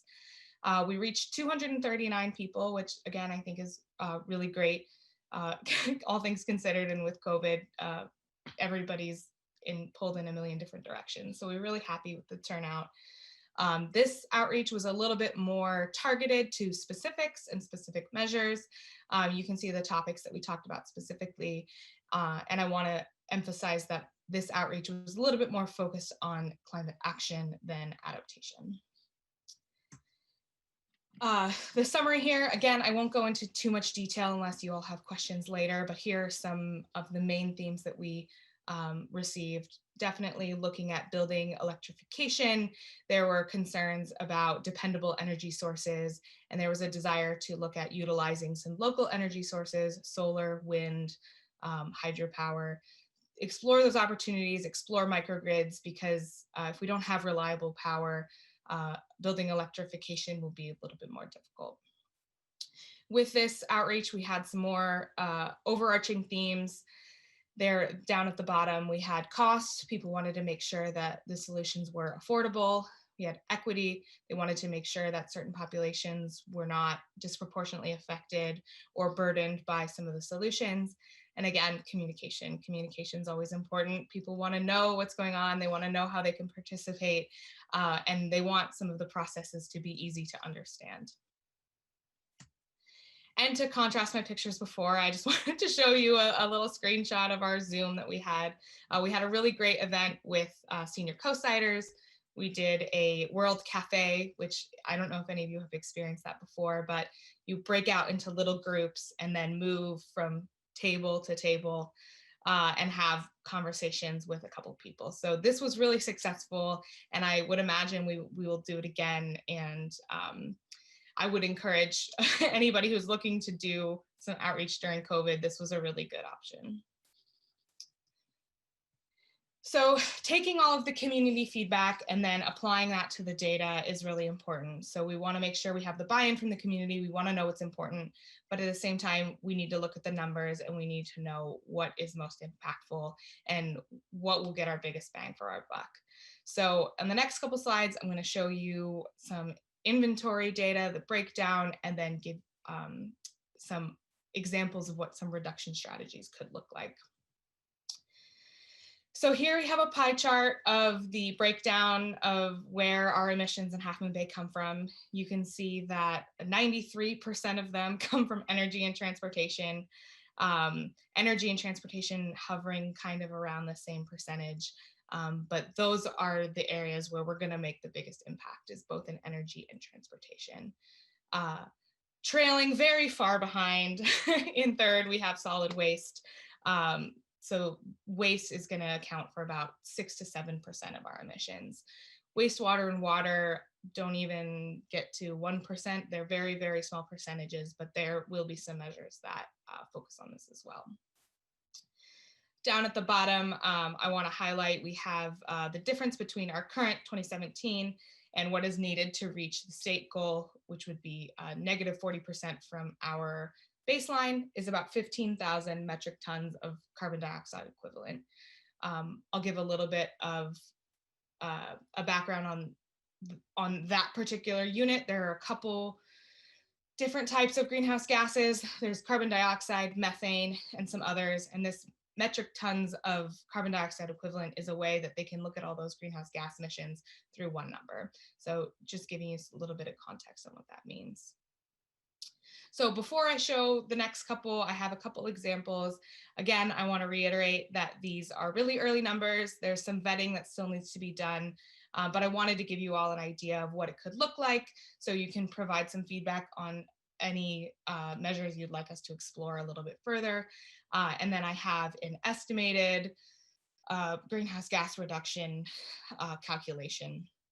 So the first one, energy, I'm going to go over each of the big three. So we have first energy. I'm sure you're all very aware that our development rates are very low here in Half Moon Bay compared to some of our other cities in San Mateo County. So any sort of energy measure that we do won't be very effective if it's only focused on new development or large remodels. So with this one, I chose a burnout ordinance, which would, the idea behind this sample is it would replace existing gas water heaters at the end of their useful life with electric heat pump water heaters. Electric heat pump water heaters are more expensive upfront, but generally tend to be pretty efficient and are shown to bring your entire energy bill around the same or a little bit below. The useful life of an the useful life of a gas water heater is about 10 years. So we can assume that within 10 years of implementing a burnout ordinance, we could potentially replace the vast majority of water heaters. So if that were the case and we did that today, we could see 2,800 metric tons of carbon dioxide equivalent reduction, emissions reduction per year at 2030. Again, these are very early numbers, but giving you an idea of just how impactful a measure like that could be. Moving to transportation, we have increasing electric vehicle ownership. And for the purpose of this sample, I chose increasing vehicle ownership to 25%, just to give a round number. And giving you an idea of what our current situation is, in our zip code, there's 1% of vehicles registered here are EV or hybrids. So that's a little bit lower than some of the other, but it's not terribly low overall, unfortunately. So getting to that 25%. Did you just say 1%? 1%, yeah. Okay, well, on this commission, we have a different standard, but okay. Yeah, so giving you an idea, that's 94019 goes a little bit beyond Half Moon Bay city limits. I think there was about 15,000 vehicles registered, which would mean 1,500 are on the coast. So I think it's lower than what most people would expect. So increasing electric vehicle ownership to 25% would be a big lift, and that emissions impact estimate for right now is 800 metric tons of CO2 equivalent per year if we enacted that today. And last, going for the last one, we have a waste measure. Waste, of course, being one of our lower pieces of the pie overall. Anytime you're talking about waste, a lot of times you'll talk about diversion rate. So diversion rate is taking waste away from the landfill.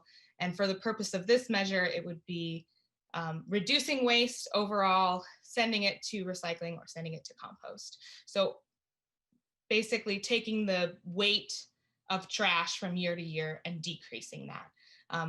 Whether it goes to recycling, compost, or not being there at all, there's no difference in weight. It's all the same. So our current diversion rate, which I'll caveat, we calculate diversion rate, and the solid waste standard for calculating diversion rates a little bit different than this is measured, but ours is at 45%. So if we had increased it by 10%, we can expect to see an estimated 70 metric tons carbon dioxide equivalent decrease per year by 2030. So again, I just want to reiterate, these are samples, but I can go, but we do want to hear a little bit. I wanted to give you an example so we could hear a little bit about what sorts of measures you all might be interested in seeing once a draft is available. So I will close it off now with a project timeline, let you know next steps when you'll see me again. So steps 1 through 3, I've talked about a little bit. I did want to mention that during our outreach, we noticed that there was a gap to the Latinx population, and there was a lot more work that needed to be done there. So we're working now to get some more culturally relevant and better translated information to get to that population, and we're working on that now. We're also working to continue to massage and finalize that data, draft the plan, and it is expected a draft will be available for the public in summer of this year. Once it is available to the public, we want to come back to you all for a more in-depth study session where we can get a little bit more into the details. So at the very least, you can expect to see me again around the summertime once that draft is published. Looking forward beyond that, of course, we will review and incorporate the public comments and what we hear from you all. And we expect to have another draft available for the fall of this year. So we'll bring it to you again to review before bringing it to City Council and ultimately adopting. So that concludes my presentation to you all. I know it's definitely a long night, so I appreciate your attention, but I'm excited to hear a little bit of your thoughts. And of course, I'm here for questions as well. Mr. Chair, may I have 90 seconds? Yes, you may yield the balance of your time to the Put chair. me on the clock. Rick will put me on the clock. First and foremost, I hope you're as impressed as I am with Veronica and her hire and her work with us. It's been phenomenal, and we're so pleased to have her. And she is a local coastside resident as well. That being said, there's a lot of work here, and I want to be clear on a few things just to be just to put it out there. One is with COVID and the reductions in budgets. We ended up taking most of this work in-house. So Veronica has taken on a Herculean effort.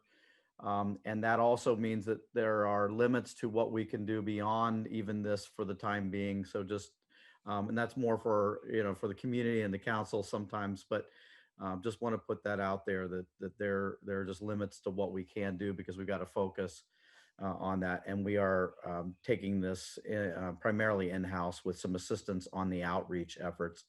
I think it's important to recognize that modeling is the modeling. It ain't perfect, but it's what everybody is using. The RICAPS has been used out there for the last decade. I was using it in another agency as we were looking to start off the whole sustainable community strategies work.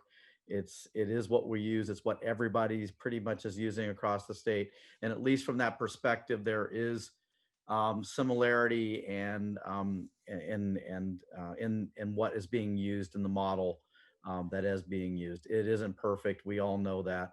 The other piece of this is, and it's not a dig on our friends at PG&E, but we are at their very mercy at all times with regard to getting the detailed information about the emissions and about the data and our, all of San Mateo County and all of the Bay Area, are at that same mercy and that same challenge and issue. So we basically are doing the best we can, have the best point at 2017. Would we like to have it later than that? Sure. But that's where everybody is in the county is stuck at that same point based on PG&E information. So I just wanted to leave it at that and say thank you for enduring. I know it was a long evening and a long item before us. So thank you for being available and willing to have a conversation at this evening time. We're completely not done yet, John. We're just getting warmed up. So I see that Commissioner Hernandez has teleported to the Elysian Fields, and he might want to comment or ask questions. I was going to defer to the expert on our panel, Commissioner Polgar, to get started, because anything I say is going to pale by comparison to what she has to contribute to this. I will say I enjoyed the presentation, and the picture that I changed in my background is my daughter's carbon sequestration project with Coastside Land Trust that she's running through the high school, and as a climate change youth ambassador to the San Mateo County Sustainability Office. So would love to connect her with you. And I think CLT and Jasmine have some other projects that are going here that maybe we could scale that could help with carbon sequestration, which actually isn't on your list, but that's one that could actually contribute to our goals. So, and I'll connect her with you later. Okay, Climate Ambassador, President-elect Biden, I hope you're listening. Commissioner Polgar. Well, I just want to say I'm really pleased to see what you've already accomplished with this. And actually, Veronica, you and I have now met in like 3 different contexts all around climate. So I wanted to just commend the city on the outreach. Actually, the last time we met was at one of the outreach events, that virtual reality event my son and I went. And so and Veronica, you had just started, I think that day even. And so we got to meet there. So I thought, and I really was impressed because I do think that outreach and engagement with the community early on to find out what their concerns and interests are is really valuable. And I think that the city did a great job with that, with the community-based or in engaging the community-based organizations to take the lead on that. So I just wanted to do a shout out about that. I know a lot about climate adaptation. I don't know a ton of necessarily about the climate action plans. I've done a lot of adaptation plans, but not necessarily the climate action part. I would say that even though one thing just to consider is that even though waste, for instance, doesn't necessarily have a lot of reductions, I'm assuming that some of the waste emissions are from like methane and kind of higher potency. And there's a lot of evidence that those have, just because of the immediate benefit of reducing those, it's actually is really worthwhile to tackle those earlier on.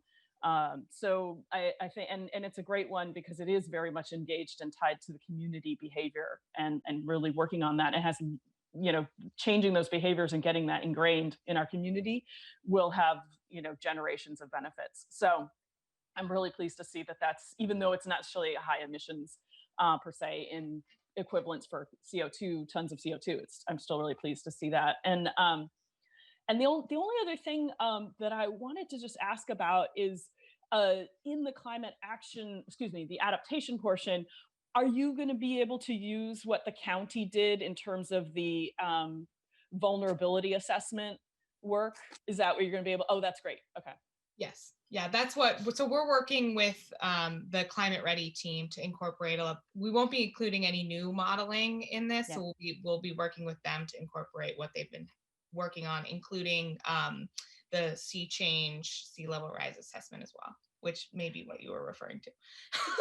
Yes, exactly. And I guess the only other thing I would say is that in the consideration of adaptation strategies, I would just like to see thinking kind of in a continuum of like near term to longer term, because a lot of the things will be the impacts that we see now, or it'll be more of the same. So more frequent high tides, you know, and things like that, and the more resilient we are to, for instance, we can revegetate areas along our bluffs, for instance, that are denuded and stuff, that will slow the rate. Erosion's natural, obviously, but it'll slow it down, and it'll help, you know, at least lengthen the amount of time that we have our coastal access or things like that. So a lot of the near-term resiliency kind of bide us enough time to get to the bigger term, like okay, let's retreat this back, which if we, you know, the coastal trail, for instance, if you're thinking about erosion, or, you know, there's a lot of things that can be done kind of nearer term that to get us such that we can make it to the point where we're doing bigger, more what you'd think of, where some people think of as traditionally adaptive. So it's like almost think about how we can be more resilient now. And a lot of it may be like, a lot of the near-term resilience may be around like emergency preparedness, et cetera, so that our community economically is ready and is, because if people can't afford their rent or other things, then they're not going to be ready to go and adapt in the future. They need to be able to survive now. So I think a lot of the near-term resilience on all different social, economic, environmental, has a lot of long-term benefits for our community in terms of our ability to adapt to the big term, like the big climate change impacts.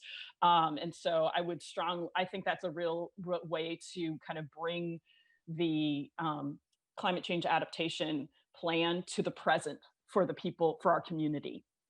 Really making that connection and also makes people realize that they have a lot of power to do valuable stuff now. I think that'll be exactly what you can do. And I love that you're incorporating carbon sequestration, kind of thinking longer term, and definitely further south on the coast, it's already happening, you know, a lot with the carbon farm plans and such. So, you know, I think that's fantastic. So I'm really excited. There was one other question, but it's escaped me. So if I think of it, I'll chime in again. But thank you for your great work. Commissioner, Deputy Attorney King.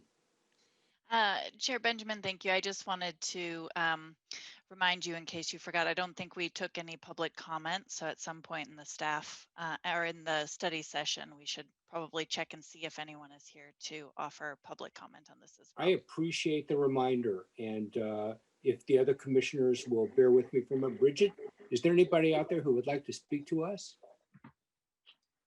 Doesn't look like it. Okay, let's watch it, and we can open the public hearing just for fun when the time comes. If nobody comes, we'll close it and keep going. But thank you very much for the reminder. Let's see, we've heard a little bit from Rick. We've heard from Sarah. I want to hear from Brian. We'll get back to you, Rick. Bear with us. Well, thanks, Chair Benjamin, and terrific presentation. Thank you very much. And I'm glad to see that Half Moon Bay's going down this road and preparing these plans and being proactive. So it's really good. I've developed climate action plans before, so I have an appreciation for wrangling with the data and baselines and all that sort of stuff that you have to do. And I've actually more so reviewed a lot of climate action plans for just a number of cities. And since they started getting developed, I've seen a lot of climate action plans that pretty much, you know, say, well, build trails and plant trees, and then kind of, you know, put the plans on the shelf, and they don't necessarily really go anywhere. I want to compliment Jill and staff and just this commission for, you know, really kind of doing a lot of good climate work through our local coastal plan, through our Parks and Trails master plan, to really tee ourselves up to develop the you know, sustainable transportation network that we need to do, and to support the infill housing. It might not feel like it, but you know, our conversation earlier tonight was a climate conversation. I mean, we're doing, you know, we're building housing on an infill lot, and that's important. And so I know John's probably all over it, but you know, there's just a lot of grant opportunities out there right now between the Build grant and others to provide for active transportation, sustainable transportation, you know, trails. And I really think, and I've said this, you know, many times before, really building out our trail network is one of the most, to me, seems to be one of the most meaningful ways that we can reduce that transportation sector of our emissions. And man, you can just see it when you're out on the coastal trail right now. I mean, especially on a sunny weekend, but even on a Monday or Tuesday afternoon, you know, with the shelter in place and just everything else. I mean, people are all over the place on their bikes. And the only thing that I think is inhibiting that is that people feel safe to be able to do that. And the coastal trail has a certain capacity, but you know, there's all sorts of improvements that could be made to the Naomi Patridge Trail to make some of those last gap connections to get downtown. And I think those are really important infrastructure projects and important quality of life projects, but they're important climate projects. And I think Half Moon Bay is in a really great position to model that. The one thing that I would hope would be a component of your plan at some point is education too. You know, being a coastal community and with the number of visitors that we have from over the hill, from all walks of life, and our ability to communicate the impacts of climate change, you know, it's all very, you know, you can see it here. And so I think there's a really important opportunity for education. And with that, I mean, I could probably go on and, you know, rant about our eucalyptus forests, or, you know, any number of things about ways that, you know, we could be handling some of the biomass and other stuff. But I think in terms of the things that are within our control, that's really where I feel like we can make some really meaningful changes, is continuing to work on our trails programs. I'm so glad that the trails plan has been adopted and it's a part of our local coastal plan, and we're not having to, you know, come up with a climate action plan and then, you know, and then subsequently have to do all these other things. So it's really great to be able to continue to build off of that. But I appreciate the good work and welcome. I'm glad you're here. Thank you, Commissioner Holt. Vice Chair Ruddick, care to weigh in? Thank you. Well, Veronica, thanks for sharing this. It's very important work that you're doing, and you speak very clearly about it. In the packet, I found the greenhouse gas inventory spreadsheet that you presented very interesting. And this is a tangent, not necessarily important, but I was struck by some of the numbers in a transportation is broken down into something like local and state highway traffic, I think. And many of us have the impression that the amount of traffic going up and down the coast on Highway 1 has been sort of increasing infinitely for a long time. But in fact, those numbers showed modest decreases in recent years, which I was surprised about. Maybe it has to do with the efficiency of the vehicles rather than the number of the vehicles, but it's good data. I look forward to you continuing to keep us posted on part of your process.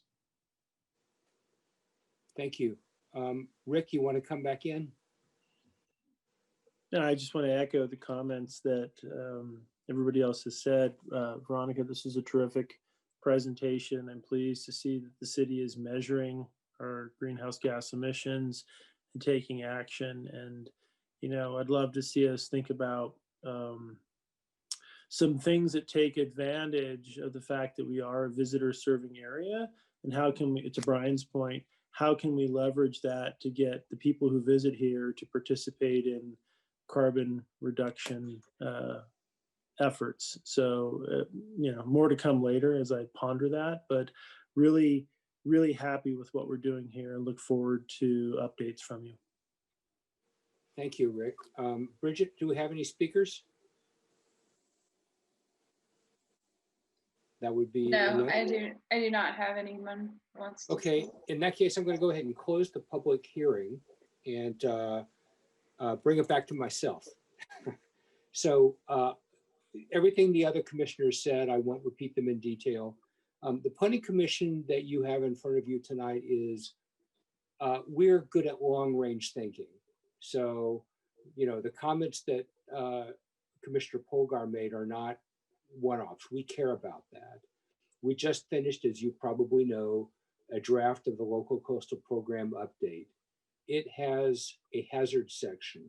It has a natural resources section. It has a coastal access section. There are nexus between between the things that happen after 11 o'clock, between the climate action plan and the policies that are embodied in that draft document. And to speak to the last point Rick made about visitor as an example, one of the things that we sweat is every summer, every holiday, when we have normal commutes during commutes, the number of internal combustion engines that idle their way down Highway 92 to come into our town. If we had good electrification for charging of vehicles at the state beach where those people are going, where they could, you know, if we dedicated a good electrified parking lot, for example, to a place where they could go in, they could spend their day. Now, if they're driving a Tesla like Rick or somebody else on the commission, maybe it wouldn't be that big of an issue because they have the range. But if they're driving a Bolt or they're driving, you know, one of the Nissans, it may inhibit their ability to, it may inhibit coastal access for them if they don't have reliable charging at the beach. So this is an example of the kind of planning element that is tied to long-range thinking that involves multi-agencies, so it's really complex. And to John's preface point, it may be more than we can think about because there are too many ganglia sticking into different organizations. I don't know. But, and it may also be that the way that we're modeling our measurements may be, it doesn't matter how much CO2 or halogenated fluorocarbons are being generated on those cars that are idling their way down Highway 92 until they cross into the city limits. And then we care about them for our measurement purposes. And when they leave town, we don't think about them anymore. I have no idea. So understanding your model in more detail is going to help us do a better job of contributing our way of thinking about this in a way that will be useful for you to do your work. But we're happy to understand it. I personally would love to be able to Zoom with you for a little while and understand how the model works. I know you're busy. If you think it's worthwhile, that's an offer. I suspect that my colleagues would be just as enthusiastic. I think that your comments about carbon sequestration is, you know, I want to underscore that like our colleagues did. We know that we have a lot of wetlands and a lot of wetlands development opportunities in Half Moon Bay. The stems in a wetland suck up carbon like no other ecosystem, you know, terrestrial ecosystem. I'm sure Sarah's going to correct me, but you know, it's a really great opportunity in association with our our efforts to improve natural resources and reduce hazards that damage those resources. So I see a lot of interconnection opportunities that I hope that you will be able to explore as a way of defining, refining, improving our ability to access that grant money and achieve the goals that we aspire to in our local coastal program and achieve the climate action plan goals that we need. I'm really glad you brought the water heater option up. When I look at the homes in our area, we also have a lot of homes that are heated forced air with natural gas. We have a lot of homes that use gas cooktops. Gas cooktops are easy to replace with electric range cooktops. I have no idea what we do with our gas heated homes. And if you can help us understand that puzzle, we can talk to our neighbors. I didn't know water heaters only lasted 10 years. I think mine's 16 and still going strong. And I haven't drained it but once, I think. So I want to be sure that we're working probabilistically with that 10-year number so that we don't get on the wrong end of it. I have not been in touch. I heard a reference to ag planning with respect to climate action.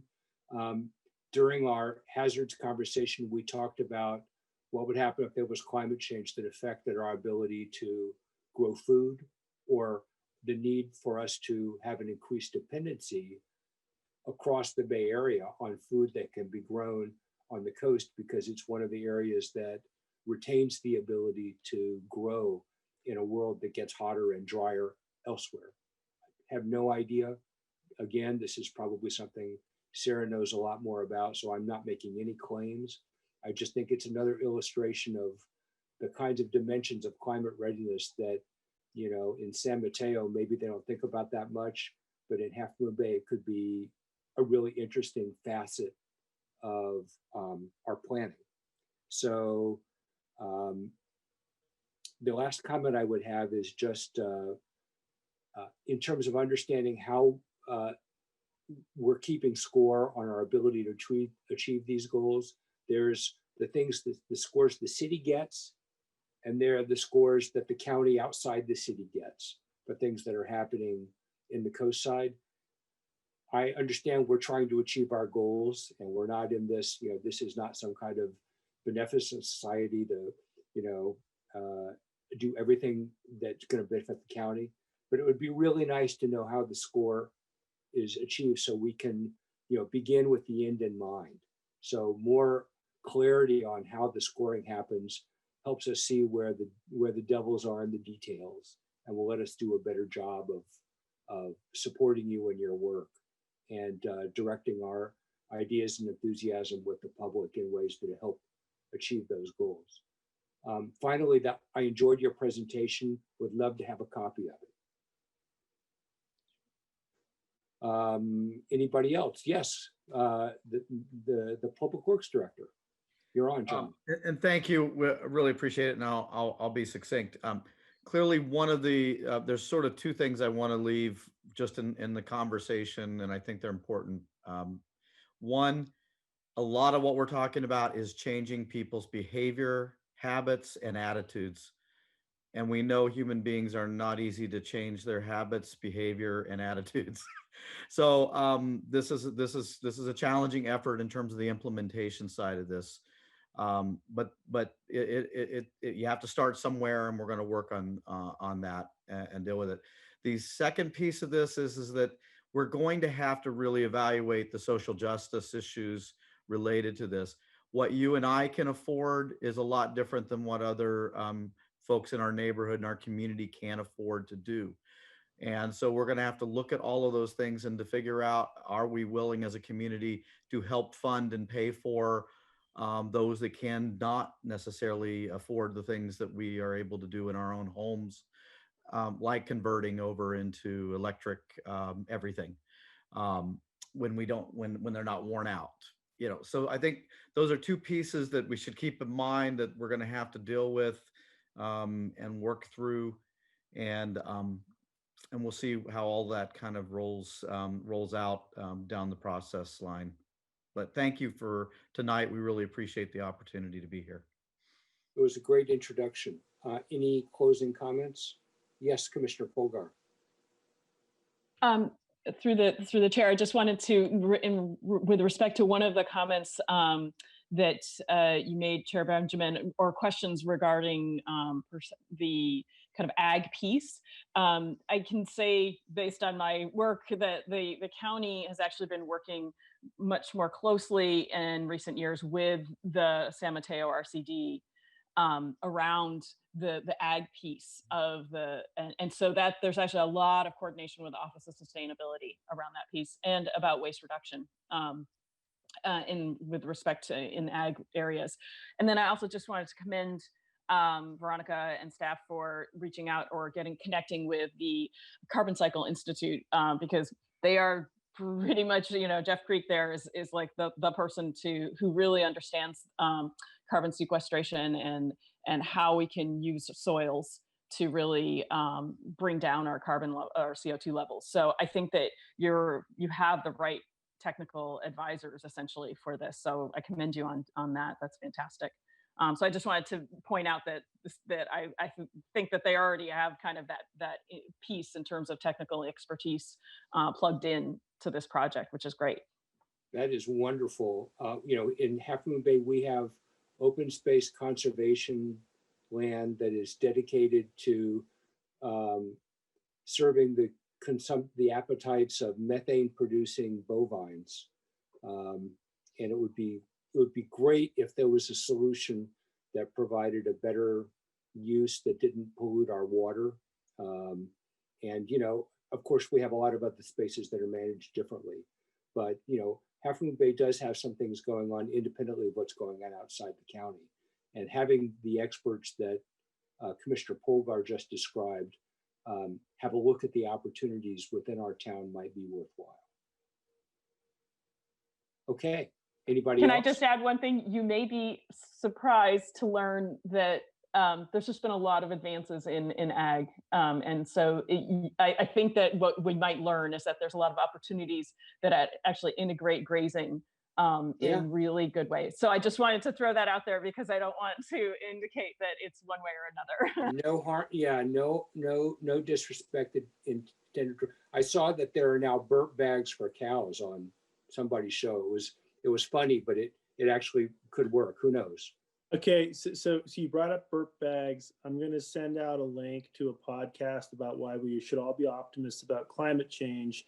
There's actually a chemical you can give to cows. You can incorporate into their feed that reduces their greenhouse gas emissions by some crazy number. So there's all kinds of things to be optimistic about. But Veronica, really appreciate your presentation. We're not going to talk about burp bags, and we will move on. Hopefully move on through the chair. How about horse diapers? Oh, not tonight. Yeah, I think I appreciate that. We've closed the public hearing. If there are no other questions, I think we should say thank you. And we're looking forward to talking with you between now and your next meeting, whenever you think we can help you as individuals. Don't be shy about reaching out. Thank you. Okay, moving on our agenda. My computer went to sleep, but I'm pretty sure it would be the director's report. Thank you, Chair Benjamin. The director's report will be brief tonight. I just want to note two things.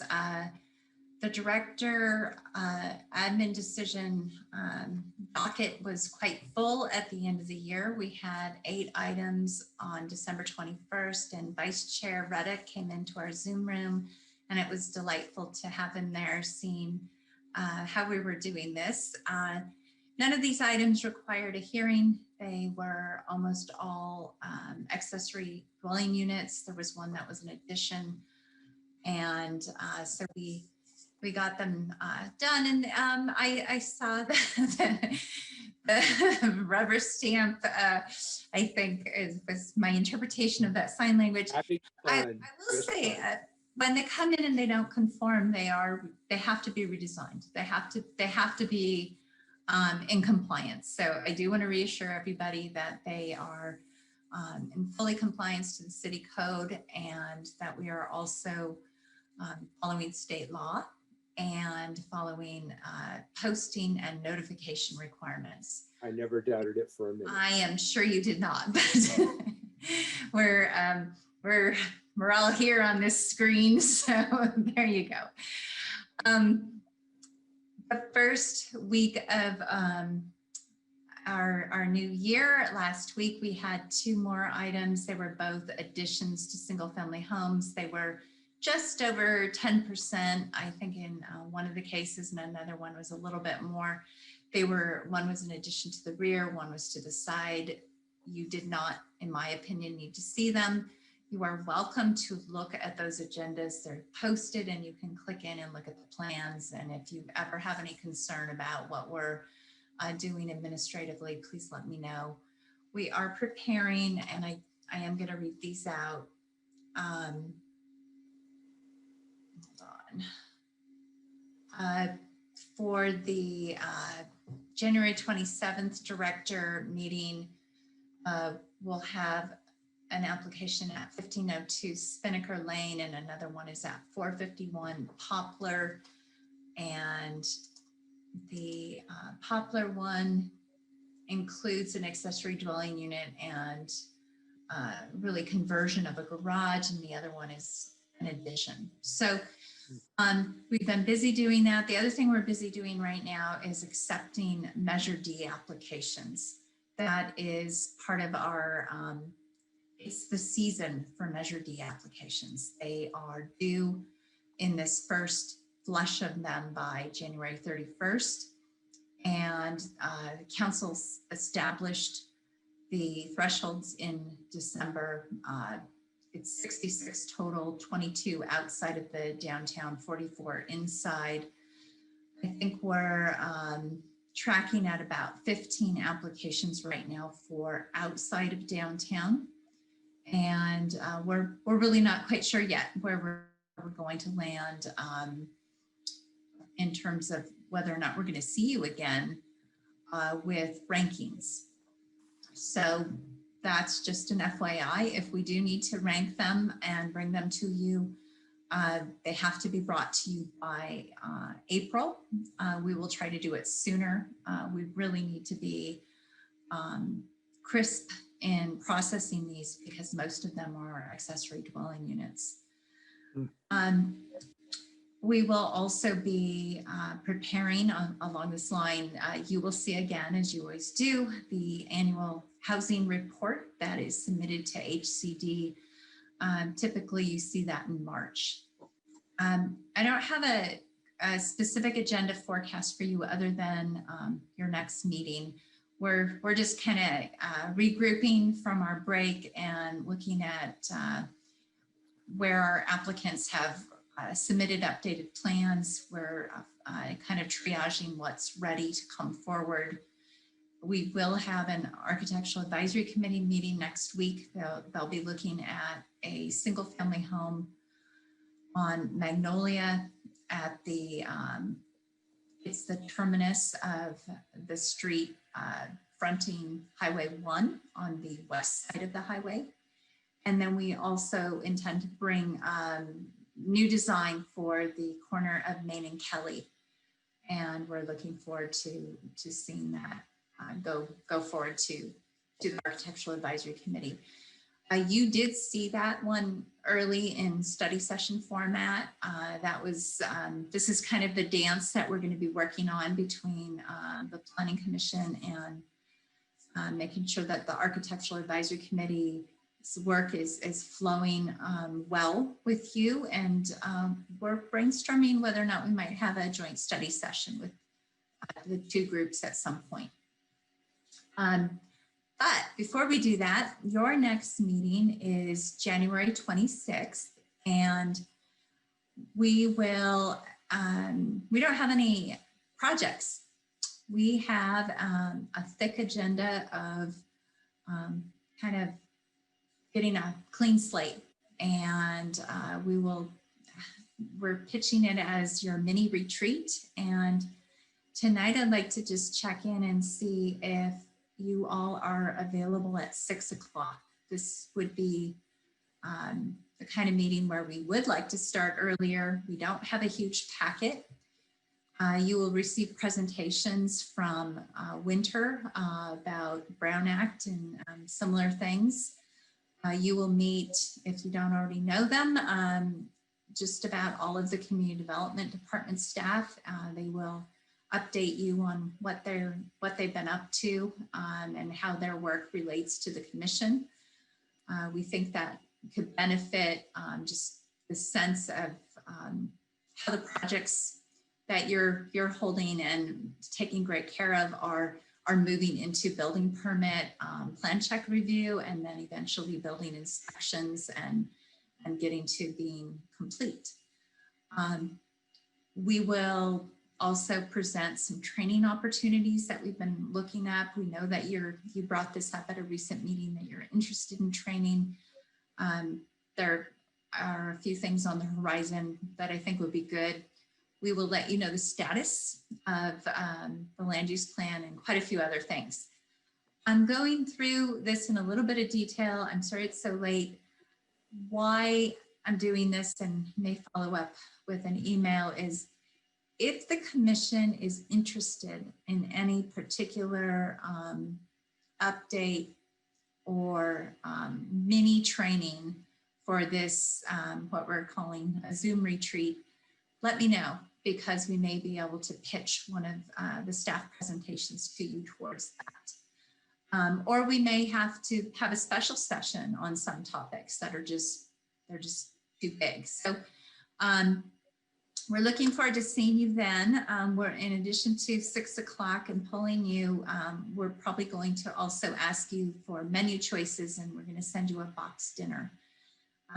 We haven't had a retreat with you, and we're going to just try to have one. And it will be open to the public, of course, to give comment during public forum at the beginning, and they can make comment at the end. But this is really, more than anything, a meeting for just some collaboration, kind of same paging. And you did so much work last year in the land use plan that it feels like a good point to do this.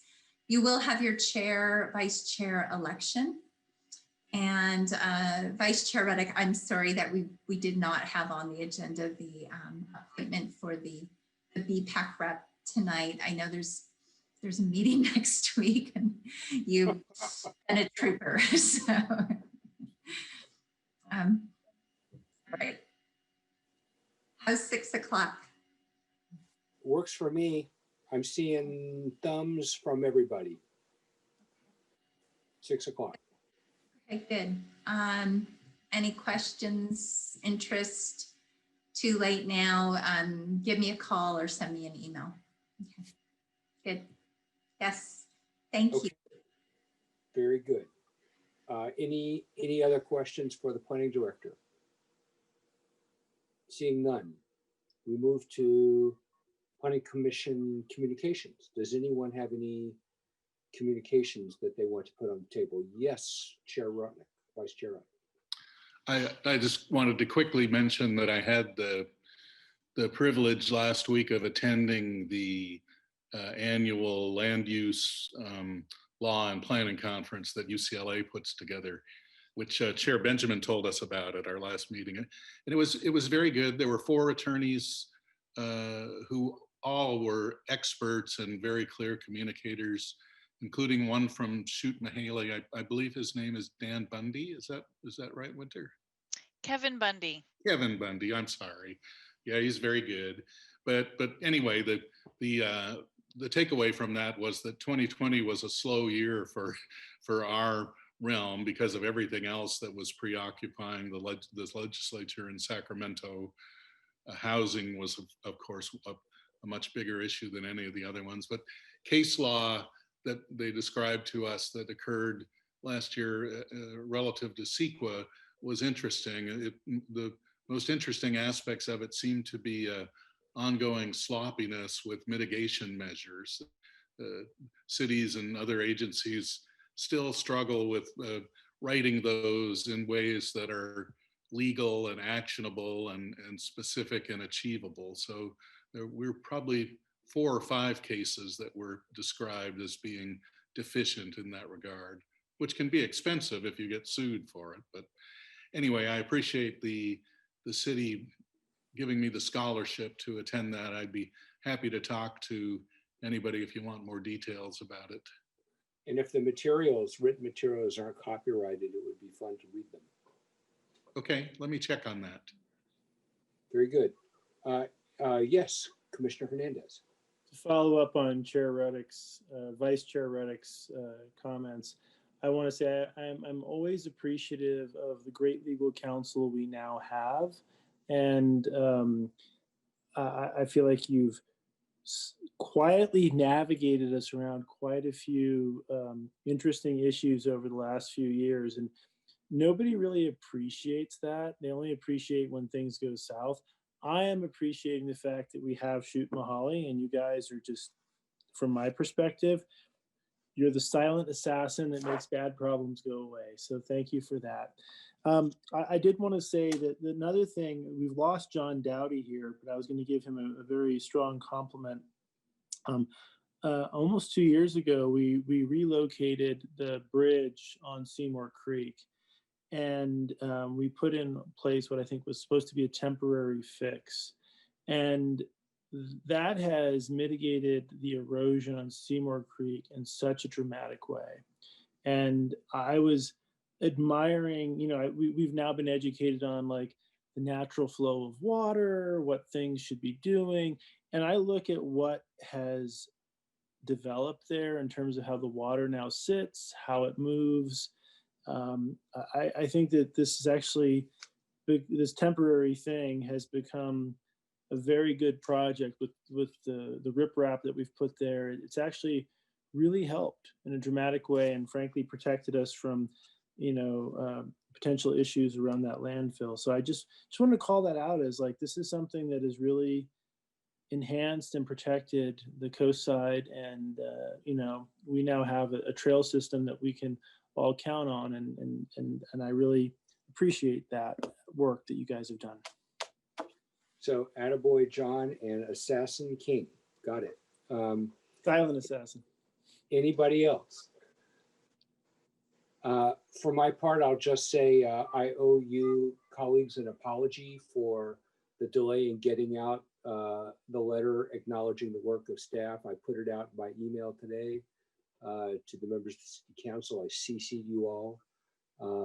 Both the incoming and the outgoing members of the City Council, Adam and Joaquin, were on the list. So sorry for the length of time it took me to get that out. I also want to acknowledge thanks to you for letting me chair this group for the last year. Since we're going to be re-electing very soon, I'll call that meeting to order. All bets are off after that. So this is my best opportunity at the closing meeting to say thanks. I really appreciate the work that you've done. You made me look good. So with that, if there's no other business, I would entertain a motion to adjourn. Look at that, Commissioner Hernandez, you nailed it. We are 4 minutes ahead of 11:30. On that note, I make a motion to adjourn our meeting. Is there a second? I'll second it. Thank you. It has been moved and seconded. Is there a show of hands? All right, it is unanimous. We are adjourned. Good night. Good night. Good night all. Thank you all. Take care, everybody.